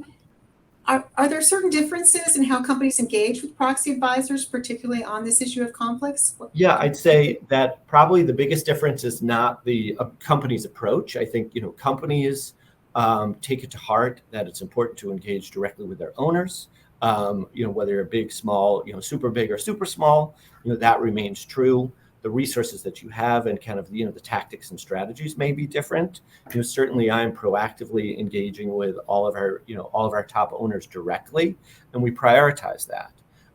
We also view the proxy advisors as an important stakeholder, and so are regularly reaching out in some of the things like Nichol had said, and similarly with ISS and otherwise. Probably the biggest difference is what happens. So it's easier as the mega cap company, if there's an issue, if there's a question, to get of course we'll talk to you, versus in that mid cap space, in that smaller company space, where the issues are just as important for us, and we understand there's not unlimited time in the day, but so the sad reality is it's a lot harder to get that engagement, to get someone on the other side of the phone. Whether it's a significant issue, whether it's, to correct an error, or otherwise. And so that's probably the biggest difference, not the company's approach, just kind of, what happens on the other side of the phone. Right. Okay, thank you. Before we go to questions from the audience, I have one more for Rob, and it's kind of a similar follow-on question to the question just recently for Jared. I believe Capital Group's approach to using proxy advisor research and recommendations may differ a little in key ways from that of other asset managers, and wonder if you can enlighten us on that, Rob, and any implications that raises. Sure, absolutely. But first, I'm just going to come back on Jared's point, because he makes a great point. I have a global remit. I get asked a lot at events like this. How do I see companies responsiveness from market to market, region to region? I think these days, to just back up Jared's point, I see more of a split between large caps and small caps, and that's about resources and ability to access the stakeholders they need. And so it's something that's on my mind. It's something that's on our minds, of course. And ironically, that's almost where you can make the most difference, right? Reaching out to an Amazon or an Apple may not change very much, because you may not be a very large shareholder, but you may be a significant shareholder in a small cap. And sometimes small caps are the companies who need the most help with their journey of what shareholders actually want. So, I think if I had a plea to some of my colleagues, it's to spend the time with the little guys and not just focus all of your effort on the mega cap. Anyway, with that over, the thing to say about Capital Group is, the first thing to say is we don't actually use proxy advisor research very much. It prides itself on its research-driven approach and doing its own homework, its own preparation, these things. And that extends to proxy as well. So in a kind of age of outsourcing and automation, we're probably the last house in town that every single proxy, no matter how boring it may be, is seen by at least one investment professional, and often multiple investment professionals. And we have a system of proxy committees that is much more hands-on than most, that sees all of the most contentious votes to vote case by case as the final say in all of that voting. So no robo-voting, no automated standing instructions to always vote in a certain way. And although we use the voting platforms and we can see the research, we're clear that we use our own primary sources, like proxy statements and our own proprietary research, and also our own engagement. My view is, if you're getting the engagement piece right, talking to companies on the issues that you want to understand, the proxy, how you vote the proxy should fall out of that automatically. It's a kind of annual check-in on your engagement process, if you will. So Capital's business model is very clean, getting fairly clean, getting back to conflicts despite its size. But we do occasionally get the odd situation where we have a significant business relationship. So we do want to think about some of those things. But I think our case-by-case approach and the fact that we do our own homework stands us in pretty good stead compared to some of our peers.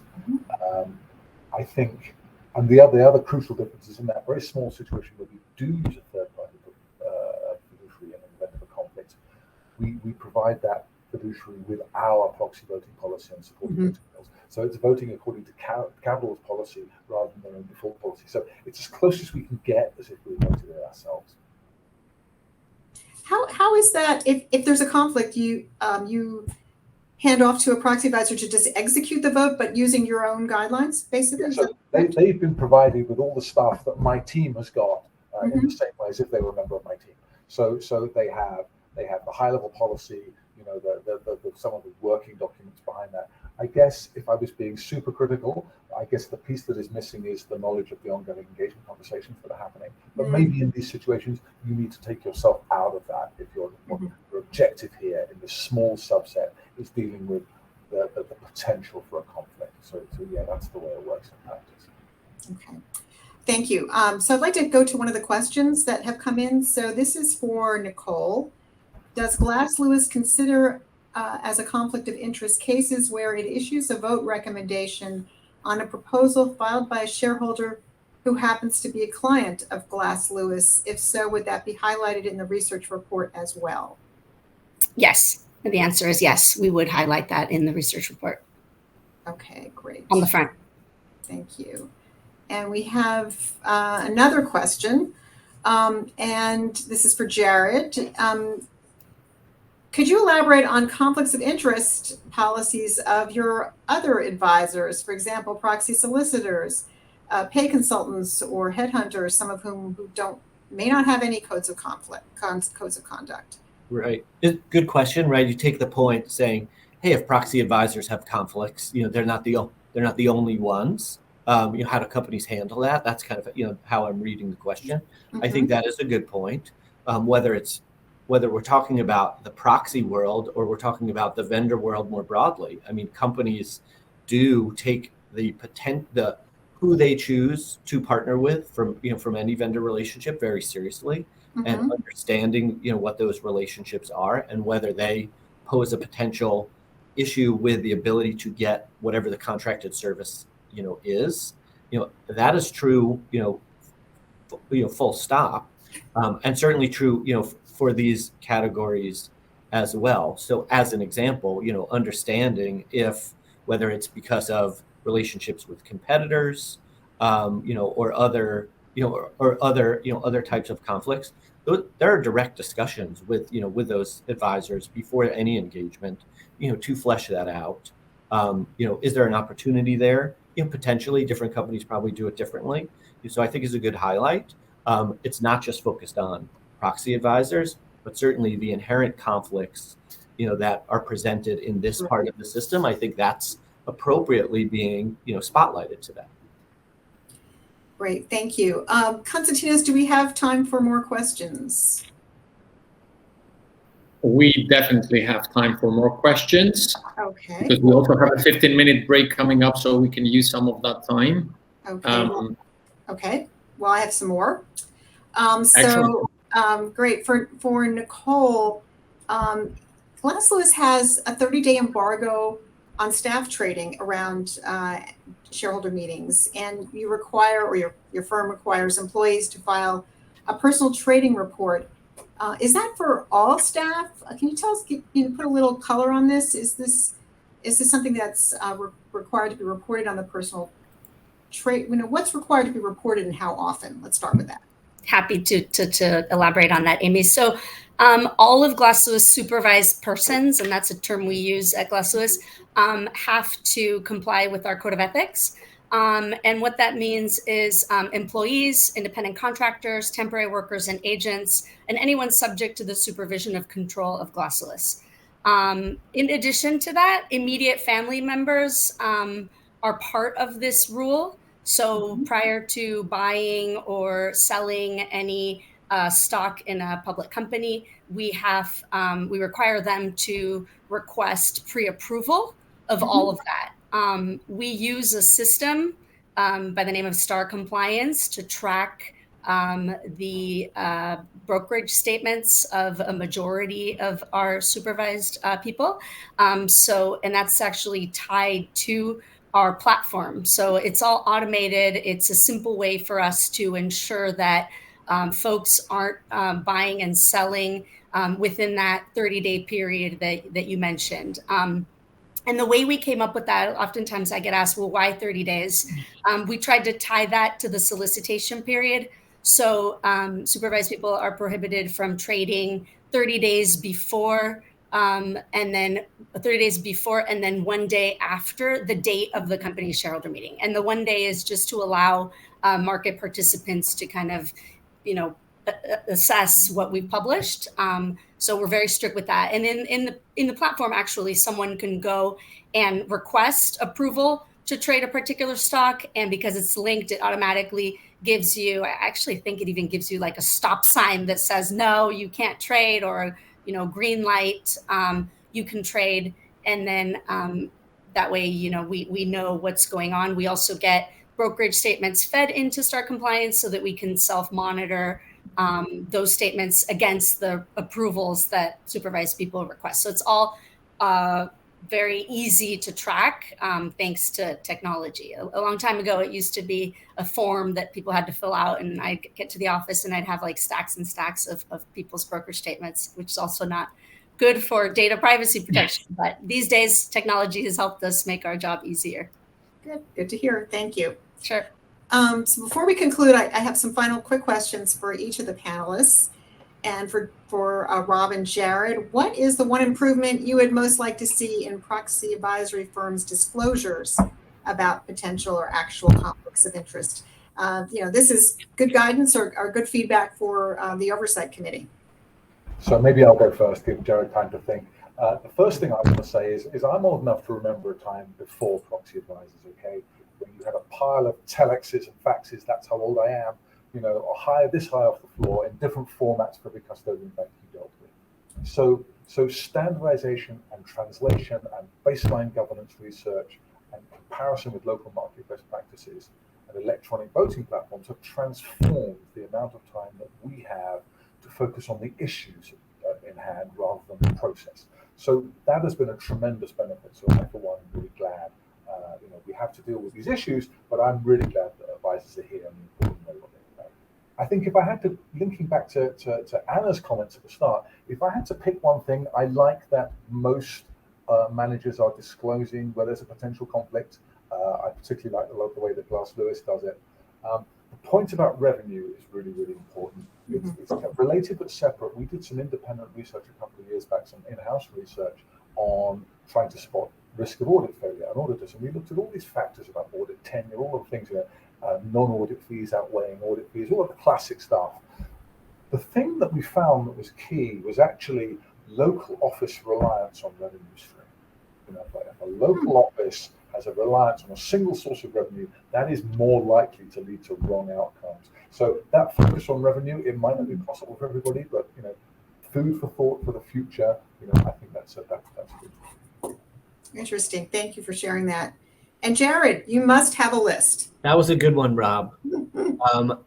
Sure, but I think what I'd like to maybe put on the put out there is maybe, and I'm not sure how much of an area as I look through that not super focused on yet, maybe by the by this group, and something that is becoming more prevalent now is in the area of client-directed voting, right? And as that is becoming more of a thing, I would encourage this group to be focusing on that, and in particular as clients like Rob and then other shareholders, more individual or others, are getting an opportunity to play a more active role in the proxy system, ensuring that they're getting clear information about the type of voting policies that are available to them, whether they're off the shelf or custom policies, that there's appropriate disclosure about what this policy is called and what it stands for, and by agreeing to it, what kind of voting recommendations are going to be recommended. I think that is an area that for sure requires some additional attention as it is developing. And I think that there's, you know, an opportunity to do better around that for sure. Yeah, thank you. So you're referring to the evolution of pass-through voting. Yeah. And voting choice options that some asset managers are providing, right? Exactly right. Right. Rob, is that something that Capital Group is offering or considering or looking at? No comment. Look, it's an interesting evolution. I was about to say we could do a whole session just on that. Maybe that's a thought for a future panel. I think it is very interesting. Be careful what you wish for. You know, you imagine some of the Robin Hood stuff. You imagine what you don't want is a bunch of unregulated individuals voting out CEOs on a Saturday night on apps that look like Candy Crush. So be careful what you wish for. But it is your clients, it's their dollar at the end of the day, and it's their vote. People who are engaged in this process now do it because they care, but it's, you know, we are somebody else's fiduciary, and ultimately it is their vote, and if they want to take that choice, they should be as often. Okay, thank you. Sorry to put you on the spot there, Rob. Konstantinos, if we have time, I have one more question, or are we out of time? A very quick one, yes, in order to allow also for a 5-minute break, but yes, please go ahead, Amy. Okay. Thank you. just because a couple of folks, Nichol and I think Rob have both mentioned technology. So Nichol, I just wondered, with all the chatter about generative AI or other technology, are there, do you foresee that technology tools could help proxy advisors deal with conflicts more efficiently and more effectively going forward? Everyone is talking about AI these days. I actually spent 3 days at Berkeley listening to an AI conference last week. So we actually, like all other companies, we're actively monitoring developments in AI, and we're considering both the risk and opportunities it presents in different aspects of our work, just in general. But I think it's too soon to tell. As it relates to conflicts, I'm not sure AI would be helpful. I think what we have works. There might be other tools that could more effectively help us monitor our employee personal trading accounts. But I think, I'm not entirely sure. I guess I have to wait and see how AI develops and how people start using it in our industry, and then kind of analyze whether or not it can provide benefits to our compliance program as well. Great. Well, thank you. And we are out of time, so I'd like to thank Jared Brandman, Nichol Garzon-Mitchell, and Rob Hardy for sharing their time, their expertise, and their perspectives with us today. Thank you for myself. And with that, I will turn the screen over to Konstantinos for the next session. Bye-bye. Excellent. Thank you all again for joining us today. It's much appreciated. I'm sure you will all agree with me that the debate keeps on being very interactive and very interesting. So I'm personally delighted, and I'm speaking also on behalf of the BPP OC for hosting interesting events for all interested parties in what research providers do in corporate governance. So I would kindly invite our panel 2 speakers now to gradually exit the presenter mode. Welcome back, everyone, from our short break. Thank you again to the panel 1 and panel 2 presenters. I am now very pleased to introduce you to the third and final panel of this BPP OC annual forum that will be discussing communications policy, its principles free from the best practice principles. I'm particularly pleased that we have, of course, one of our esteemed fellow BPP OC members as the panel moderator, Hope Melman, who is a CLO, General Counsel, and Corporate Secretary at Discover. And Hope is joined by an esteemed line of speakers, Marine Corrieras, Division Doctrines Amateurs from the French regulator Autorité des Marchés Financiers, Mary Francis, Corporate Secretary and Chief Governance Officer at Chevron Corporation, Alan McDougall, Founder and Managing Director at PERA, Andy Mason, Head of Active Ownership at Aberdeen Standard Investments, and last but not least, Sar Wilson, Founder and CEO of Minerva Analytics. So thank you all for joining us today. It's a real pleasure having you in our company. Hope, the floor is yours. Thank you. Well, thank you, Konstantinos. I have the privilege of being a member of the Independent Oversight Committee of the BPP, and I would like to thank the panel today. This year, I'm pleased to moderate the third panel discussion of the Oversight Committee's annual forum. This panel will focus on Principle 3, communication policies. But first, I want to express my thanks to the Oversight Committee for hosting the forum and to the BPP signatories for making the principles a reality. To help set up this final panel, I wanted to read a few sentences from the BPP's 2023 annual report that encapsulates Principle 3. BPP signatories' primary mission is to serve investors. Signatories should provide high-quality research that enables investor clients to review the research and/or analysis sufficiently in advance of the vote deadline ahead of a general meeting. This primary accountability to investors should remain the key priority for signatories when applying Principle 3. With regard to the delivery of services, signatories should explain their approach to communications with issuers, shareholder proponents, other stakeholders, media, and the public. Signatories should disclose a policy or policies for dialogue with issuers, shareholder proponents, and other stakeholders. Signatories should inform clients about the nature of any BPP Oversight Committee dialogue with relevant parties in research reports, which may also include informing clients of the outcome of that dialogue. The Independent Oversight Committee reviews compliance reports filed by the signatories to the BPP.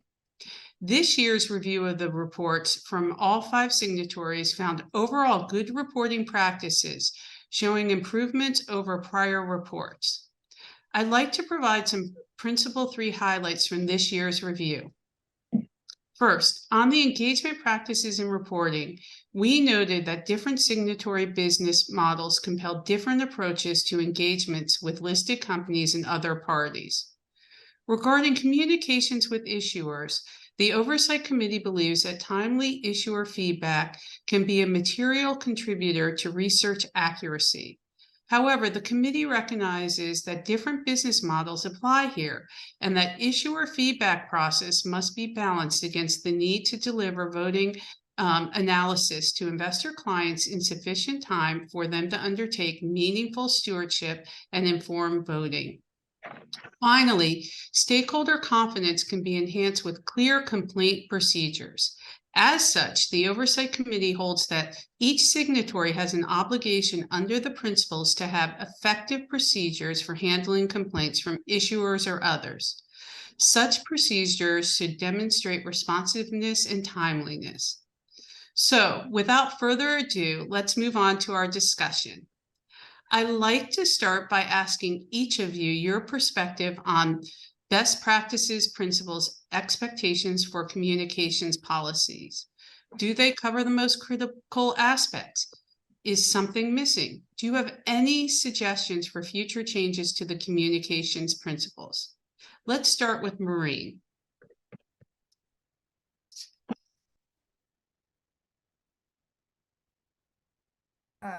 Thank you for inviting me to this forum. My name is Marine Corriras. I work from the French regulator. Well, in Europe so far, there has been a real, there is both regulation and BPG code, and there is no opposition between those two codes. They have been developing, I would say, together.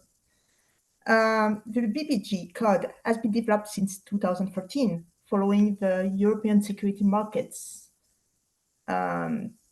recommendation. And when the Shareholders' Rights Directive was updated in 2017, it has built up on the situation because it requires proxy advisors to publish a reference to the code of conduct they apply, if any, and to report on the application of the code. So legislation has been built up on the situation and on the code. So now the issue today is whether or not the process is efficient. ESMA was talking in the first panel, and it has conducted a new public consultation this year. And following those public consultations, it says that market practice has improved And investors welcome the monitoring of the code by the Oversight Committee. For ESMA, there is still no evidence of a significant market failure, and there is no need for ESMA of any regulatory intervention. However, and that is very important, ESMA reports identify some rooms for further improvement. For example, while the largest proxy advisors apply the BPP code, it is clear that some national proxy advisors do not follow this code. It's probably due to compliance cost. So the question is, what rules should follow proxy advisors that do not comply with any code? This is one of the issues that was spotted by ESMA. And for the future, maybe there will be a new regulation. It will be up to the European Commission to decide. But in any case, we think that it's a mixture between law and code, because it's very interesting to see that if you look at ESMA report or the Oversight Committee report, they both have the same findings. So how to, for example, as regards handling complaints. So I guess the way in the future is both maybe in the legislation and in a updated code. But please look at ESMA's report. The findings are very interesting.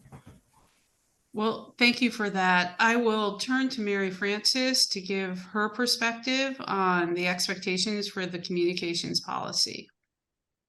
Thanks, Hope, and thanks for including me in this session. I really applaud the work of the BPP and the IOC. Proxy advisors and their work have become controversial and quite politicized in recent years. And the fact is that they really play a vital role in providing decision-useful information to investors and investment managers who are typically casting large numbers of proxy votes across broad portfolios in many industries, and they cover a wide range of topics. And of course, as we all know, the votes typically need to be cast in a very short period of time. So the key to information being decision useful is that it be accurate and that it be timely. Sometimes these two attributes are in tension, as it takes time to validate information. So from an issuer's perspective, I'm the corporate secretary at Chevron. What I most appreciate about the BPP is that the principles aim to set a baseline agreement on transparency of approach among proxy advisors for the benefit of their clients and the issuers who are the subject of their recommendations.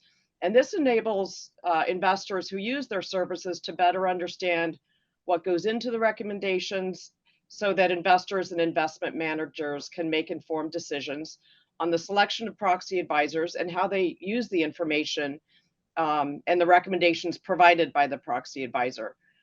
And whereas the BPP are not prescriptive with respect to communications policies, the disclosure satisfies the requirements. I think that mandating a complaint procedure really gives teeth to the BPP.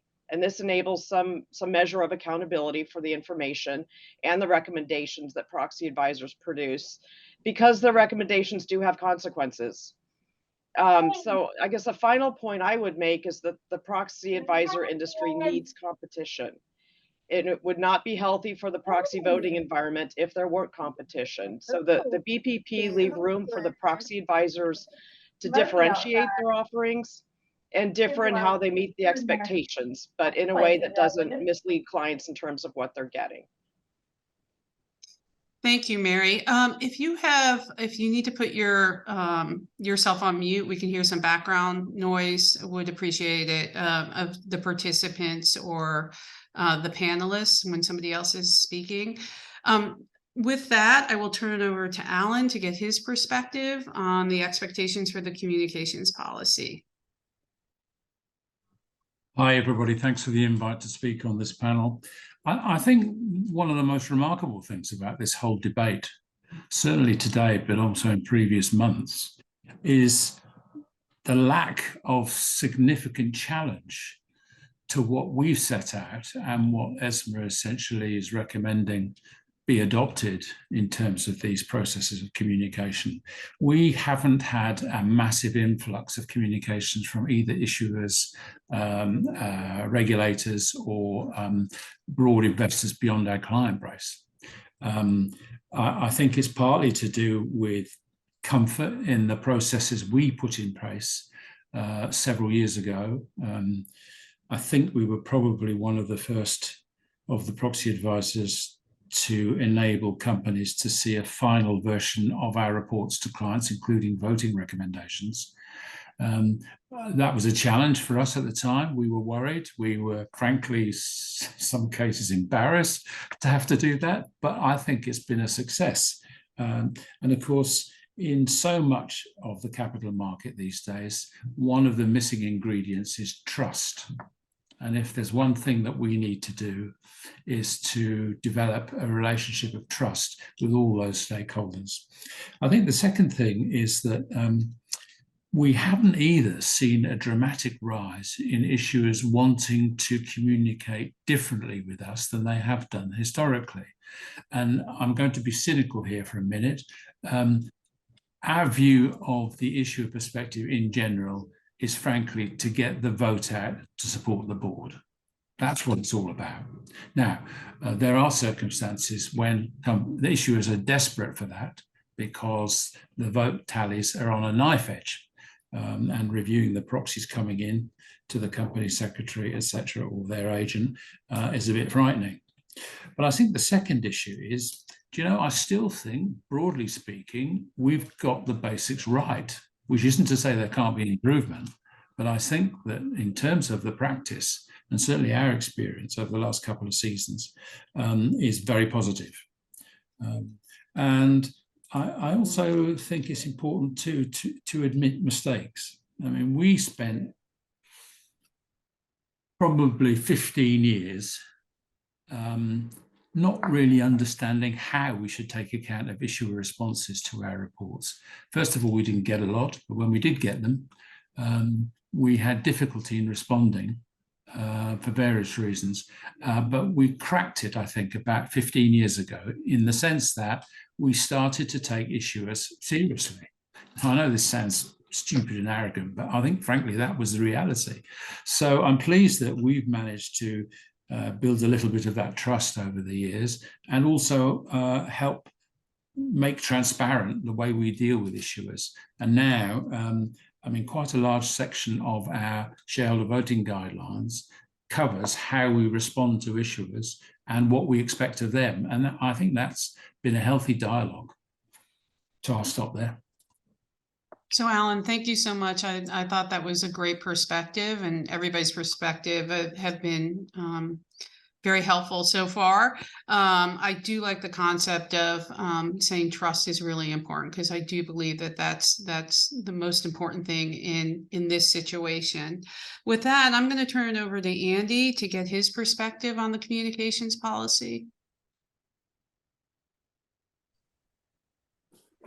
Thank you, and thank you for allowing me to take part in this conversation today. Overall, the principle and policy we're very positive on. What's really important to us is that disclosure and transparency. So as a manager, we disclose how we're going to vote, and then we disclose how we voted in a certain way. So companies might not be happy with how we voted, but they shouldn't be surprised about how we voted.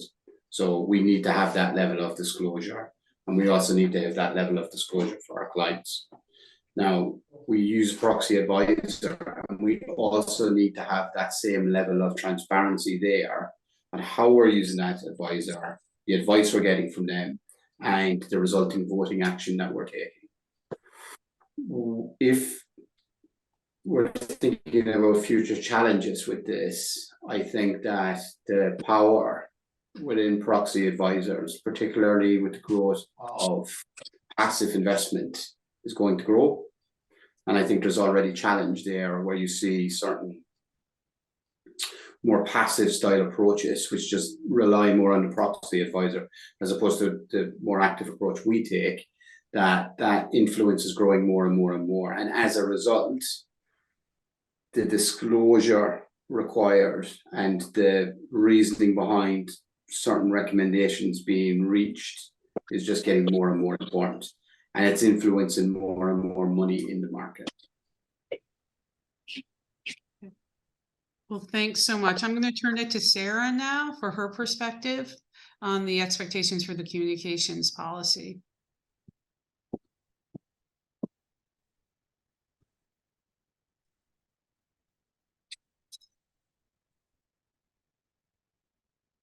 I think you're still on mute, Sarah. Okay. You would have thought after 3 years we would have got this sorted, wouldn't you? Alan raised a very important point in his presentation. You know, what's the issue here? And he raised the issue of trust. And trust requires two parties. And so does communication. A perfect transmitter, a perfect receiver. And the big problem that I see with the whole communication between issuers and shareholders is I often see and hear people talking across one another, at cross purposes. You have issuers maybe not understanding the role of service providers. And yes, I don't use the term proxy advisor because we've never used that term because it's wrapped up with a whole load of things which our business model does not encompass. So the introduction of the Shareholder Rights Directive introduced the idea of proxy voting or voting remotely in absentia for the first time to a whole new market, and it created a lot of alarm. Service providers, intermediaries suddenly became known to boards of directors. They had never come across them before. And there was an assumption that somehow we were controlling the votes.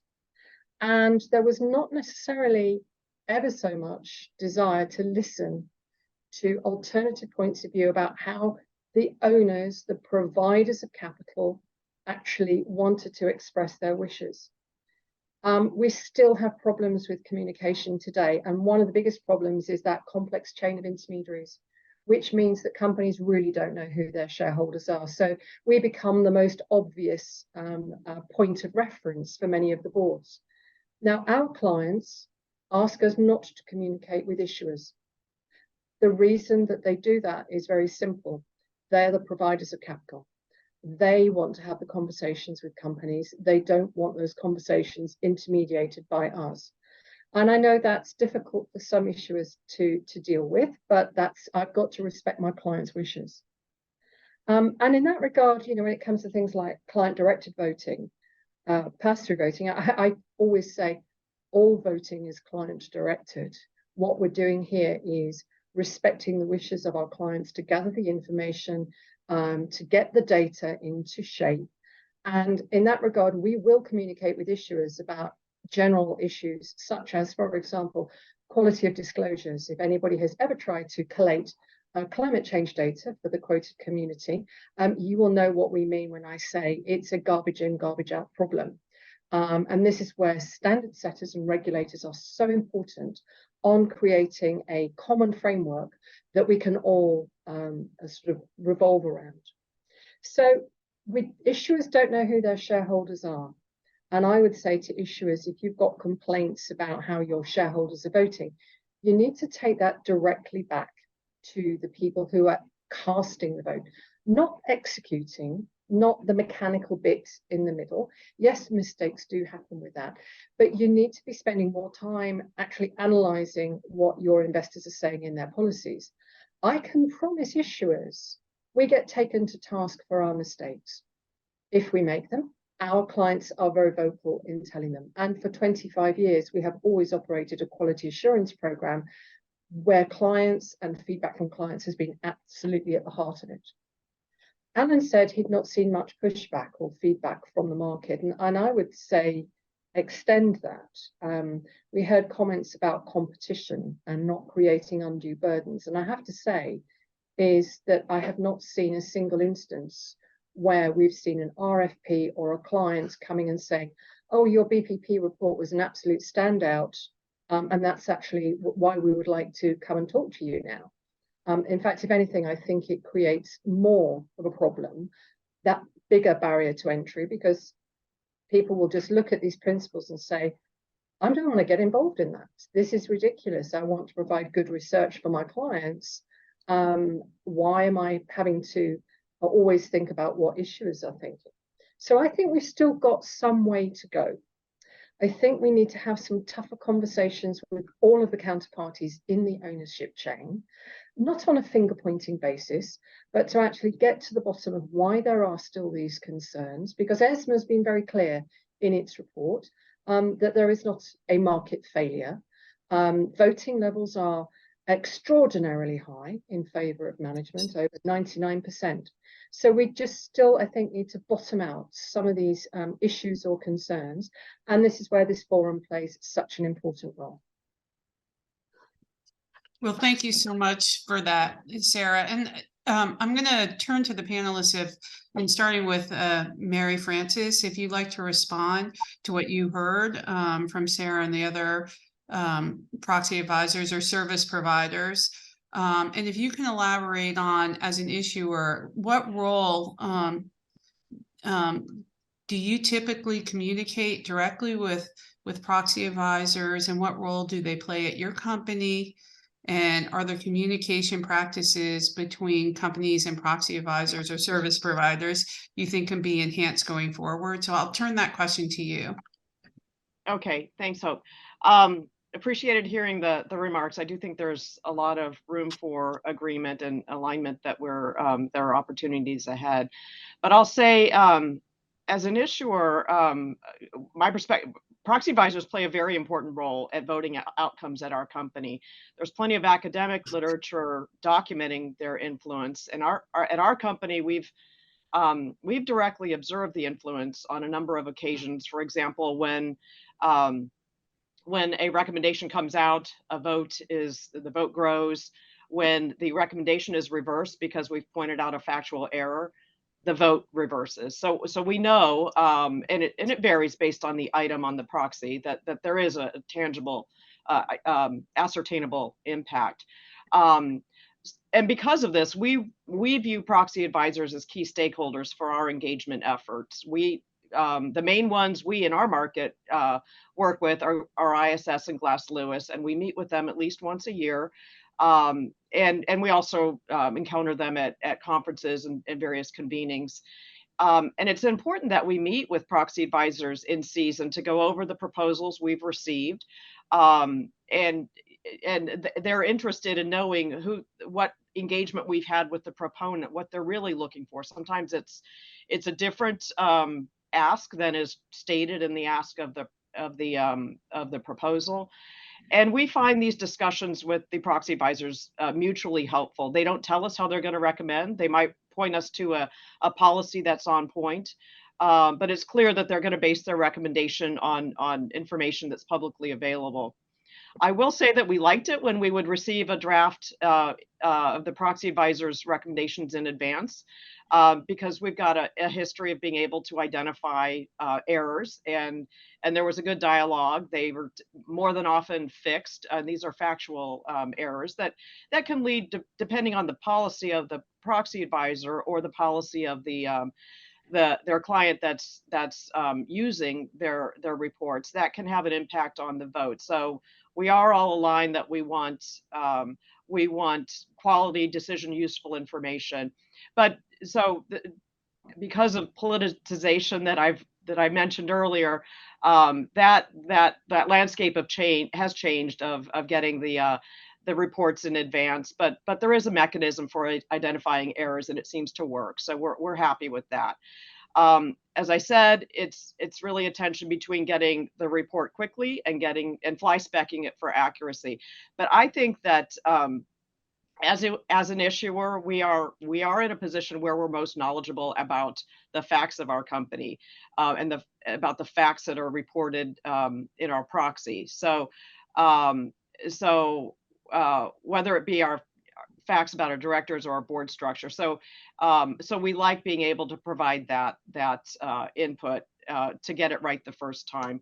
We do, I commend Glass Lewis for their issuance of their IDR, their issuer data report, which is a form of a preview of what they're going to base their recommendations on. So, and that's helpful. And we are able to correct some things where we see them. I guess I would analogize there is a discussion of do you work with the issuer in advance of releasing the report. I think there's an analogy with journalism. So if the Wall Street Journal were to do an article about my company, pretty sure they would contact us for comment. And if we could either comment, there's often a very short deadline to provide a comment, and we can either comment and they'll consider it, or we don't comment and they'll say that we declined to comment.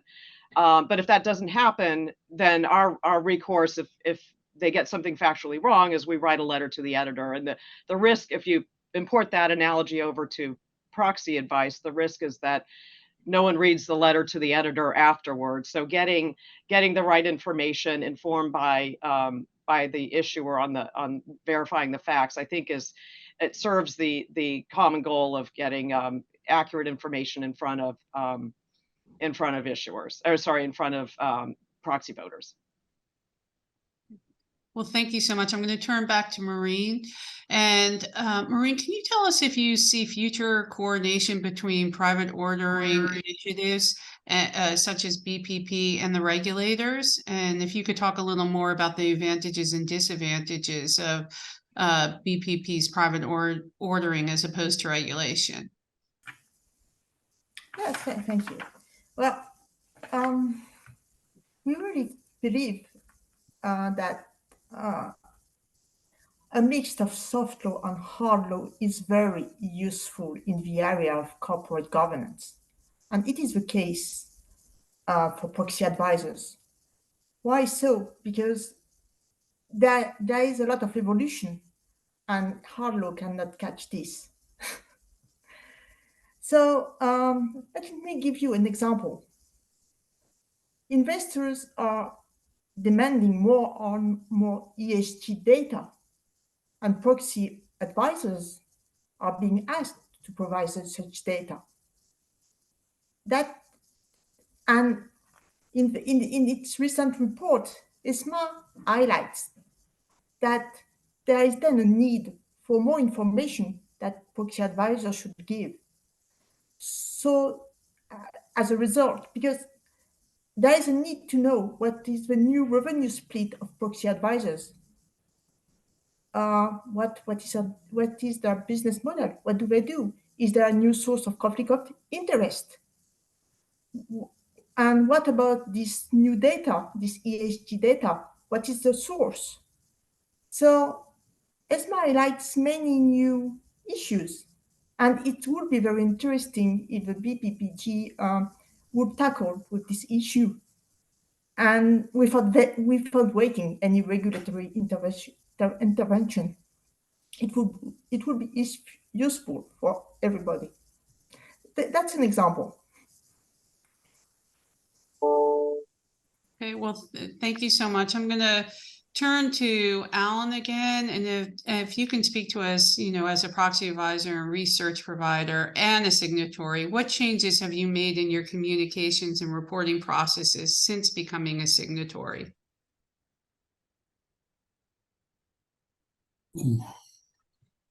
That's tax of my memory now.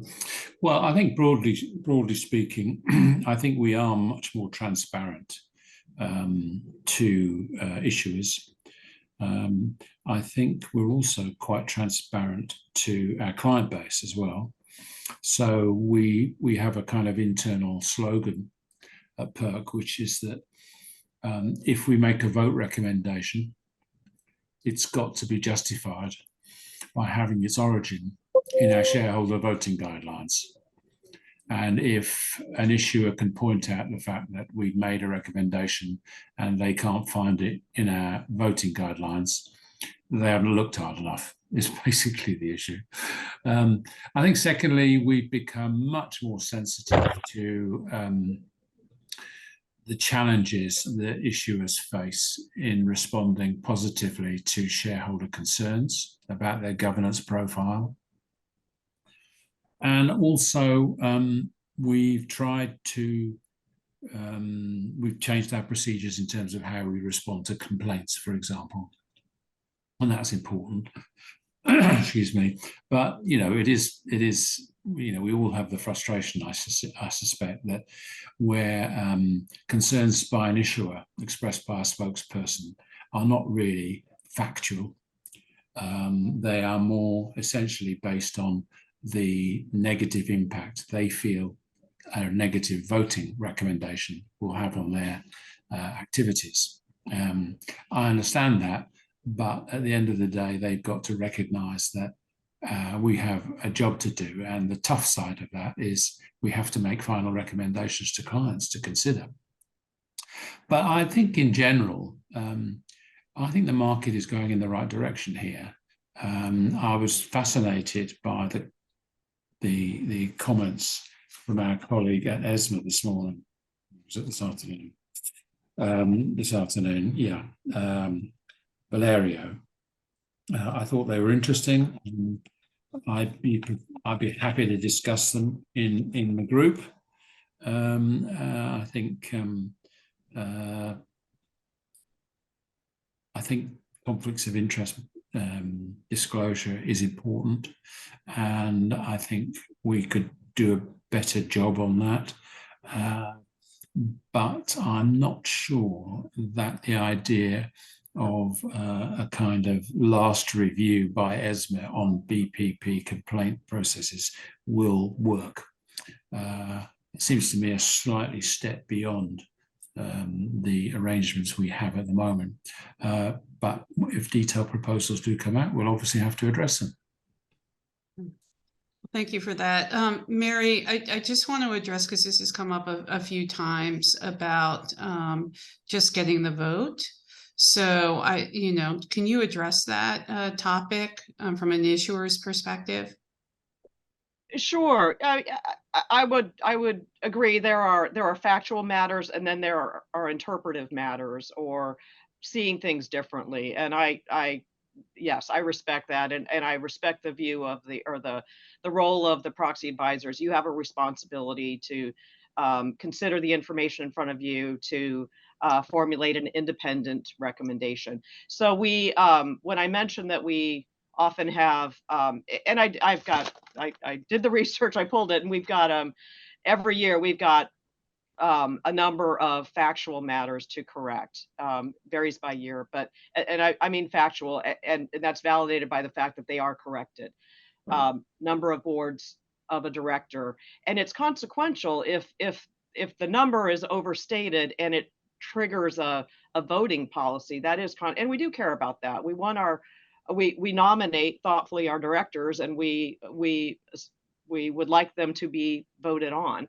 And so if there's a false signal that's impairing that vote, that does concern us. But I concede we will respond on things where we disagree, and that's typically not doesn't move a recommendation. And I get that. That's not, we tried.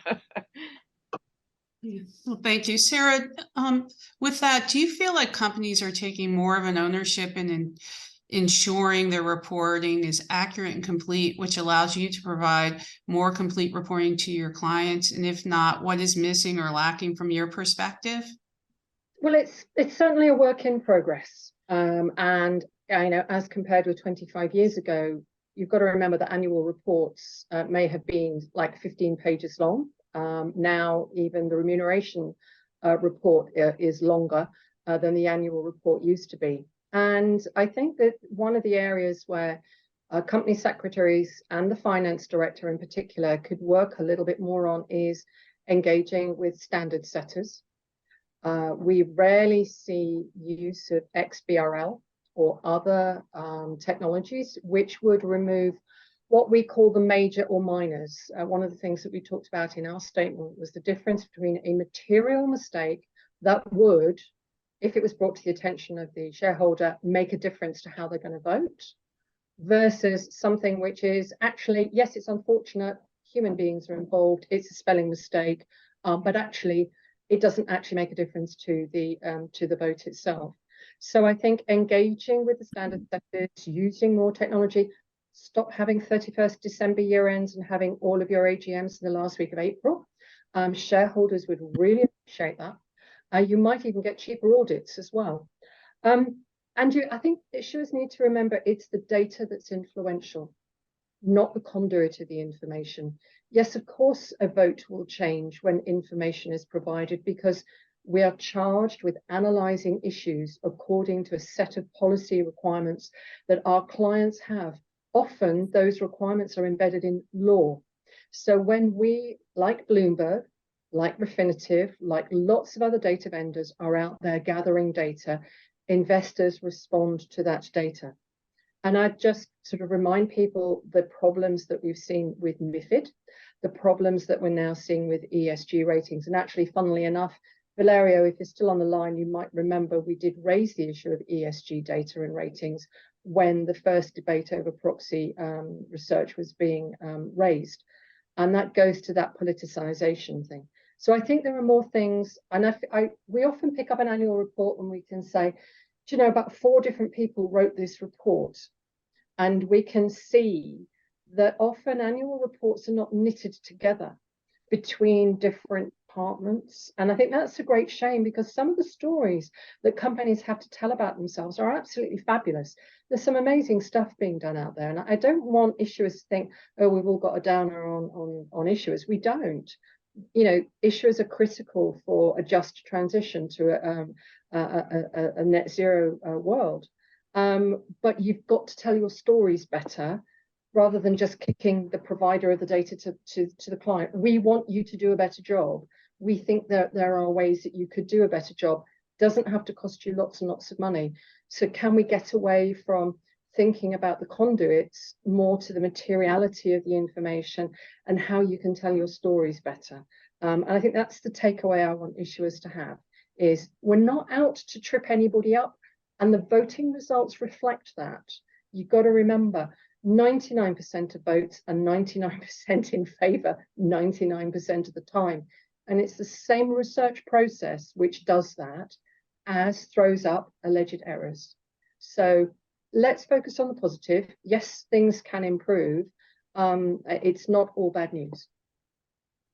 Okay, thank you. I have one more question for Andy, and then I think if we can turn to the audience to see if they have questions. Andy, as an institutional shareholder and a user of these proxy reports, what is your experience with using and the quality of the proxy reports, and what suggestions do you have that could be beneficial for BPP and its signatories?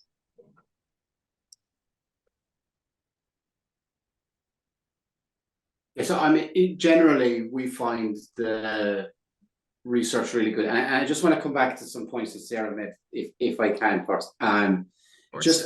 It was interesting when you mentioned, you know, in RFP that the people don't ask for a BPP standard to see what your disclosure is there, and also you touched on, you know, climate and all these other challenges that we have at the moment. Around interpretation, and Mary, you raised the point around factual versus interpretation, and one thing I would like to just make very clear is that the level of research and the look through that you have, that you can see where that research has come from and you can challenge it yourself, is leagues away from what I'm seeing with ESG ratings. Now, ESG ratings don't influence a vote, but they do influence, in many cases, whether we can own a company or not, depending on the fund that it's held in. So,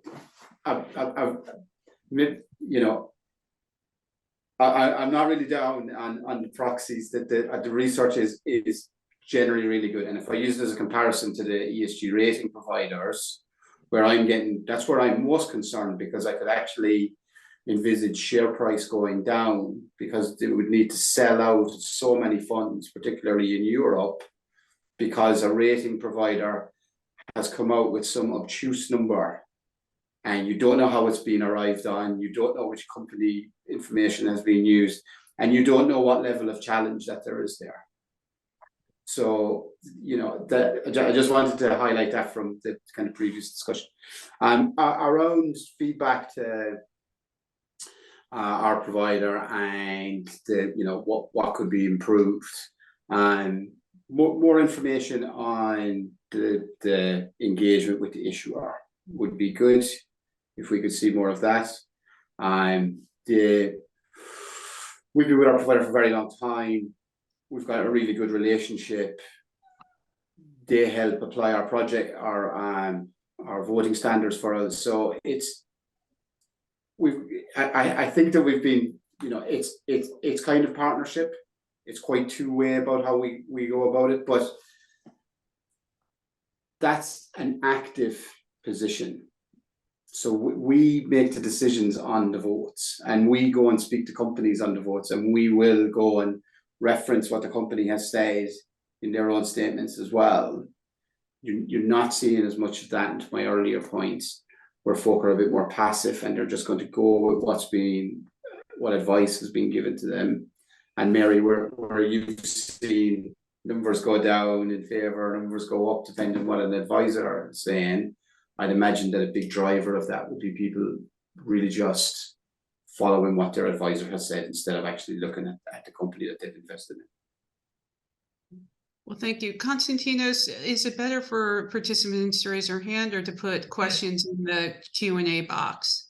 I have asked them to just put them in the Q&A box. I see no questions, which is also fine because due to some tech difficulties, we are also perfect on timing for the concluding remarks, but I will just wait 30 seconds if anyone would like to raise any questions via our Q&A box. Just gonna wait.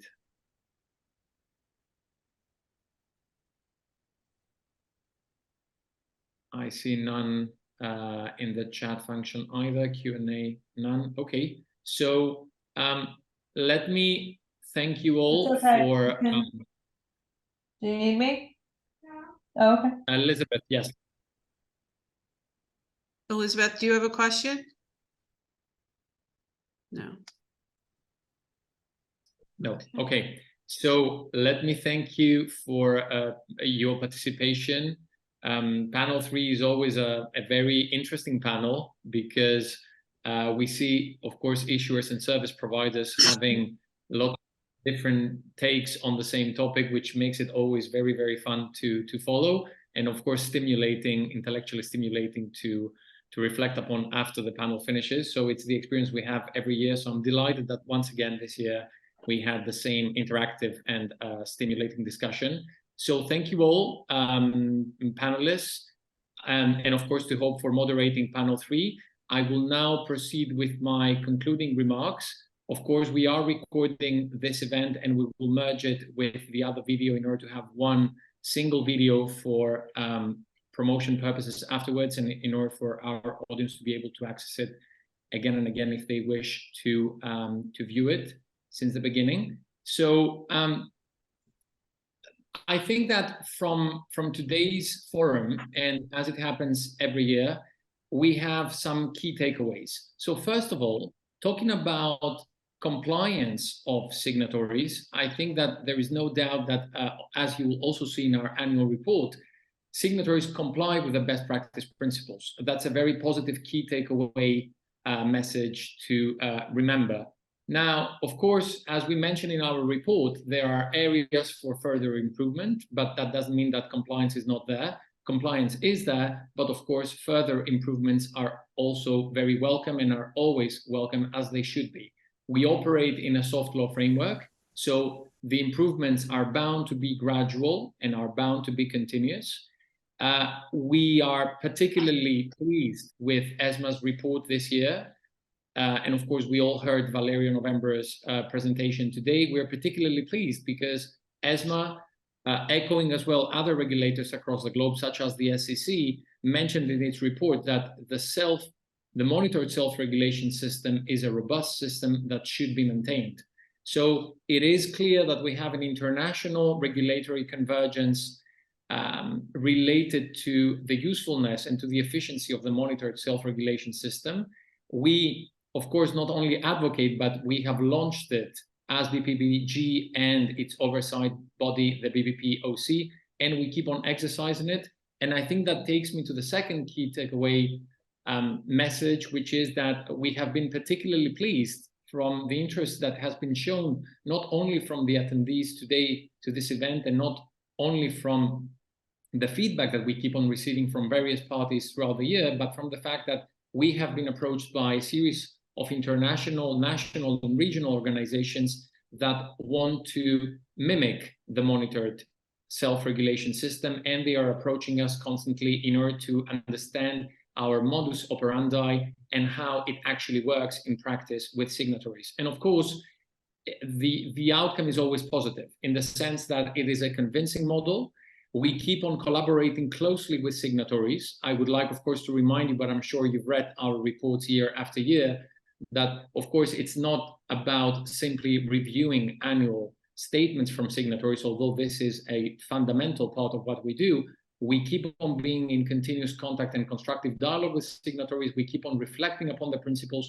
We keep on reflecting about regulatory proposals and assessments, such as the ESMA report that we had in July. We keep on discussing about opportunities, about further things that we can do in order to improve ourselves, and of course also for signatories to improve their disclosure patterns. So I would like, of course, to remind you all that the BPP OC, having mentioned its mission and its overall remit, working and operating always within its own terms of reference, has a fundamental role to play in educating the whole community around the role that independent service providers are here to exercise, and to try to clarify misinformation, misunderstandings that they may happen. You've heard it before during the event today. There is a highly politicized debate across the globe right now in relation to service providers' role.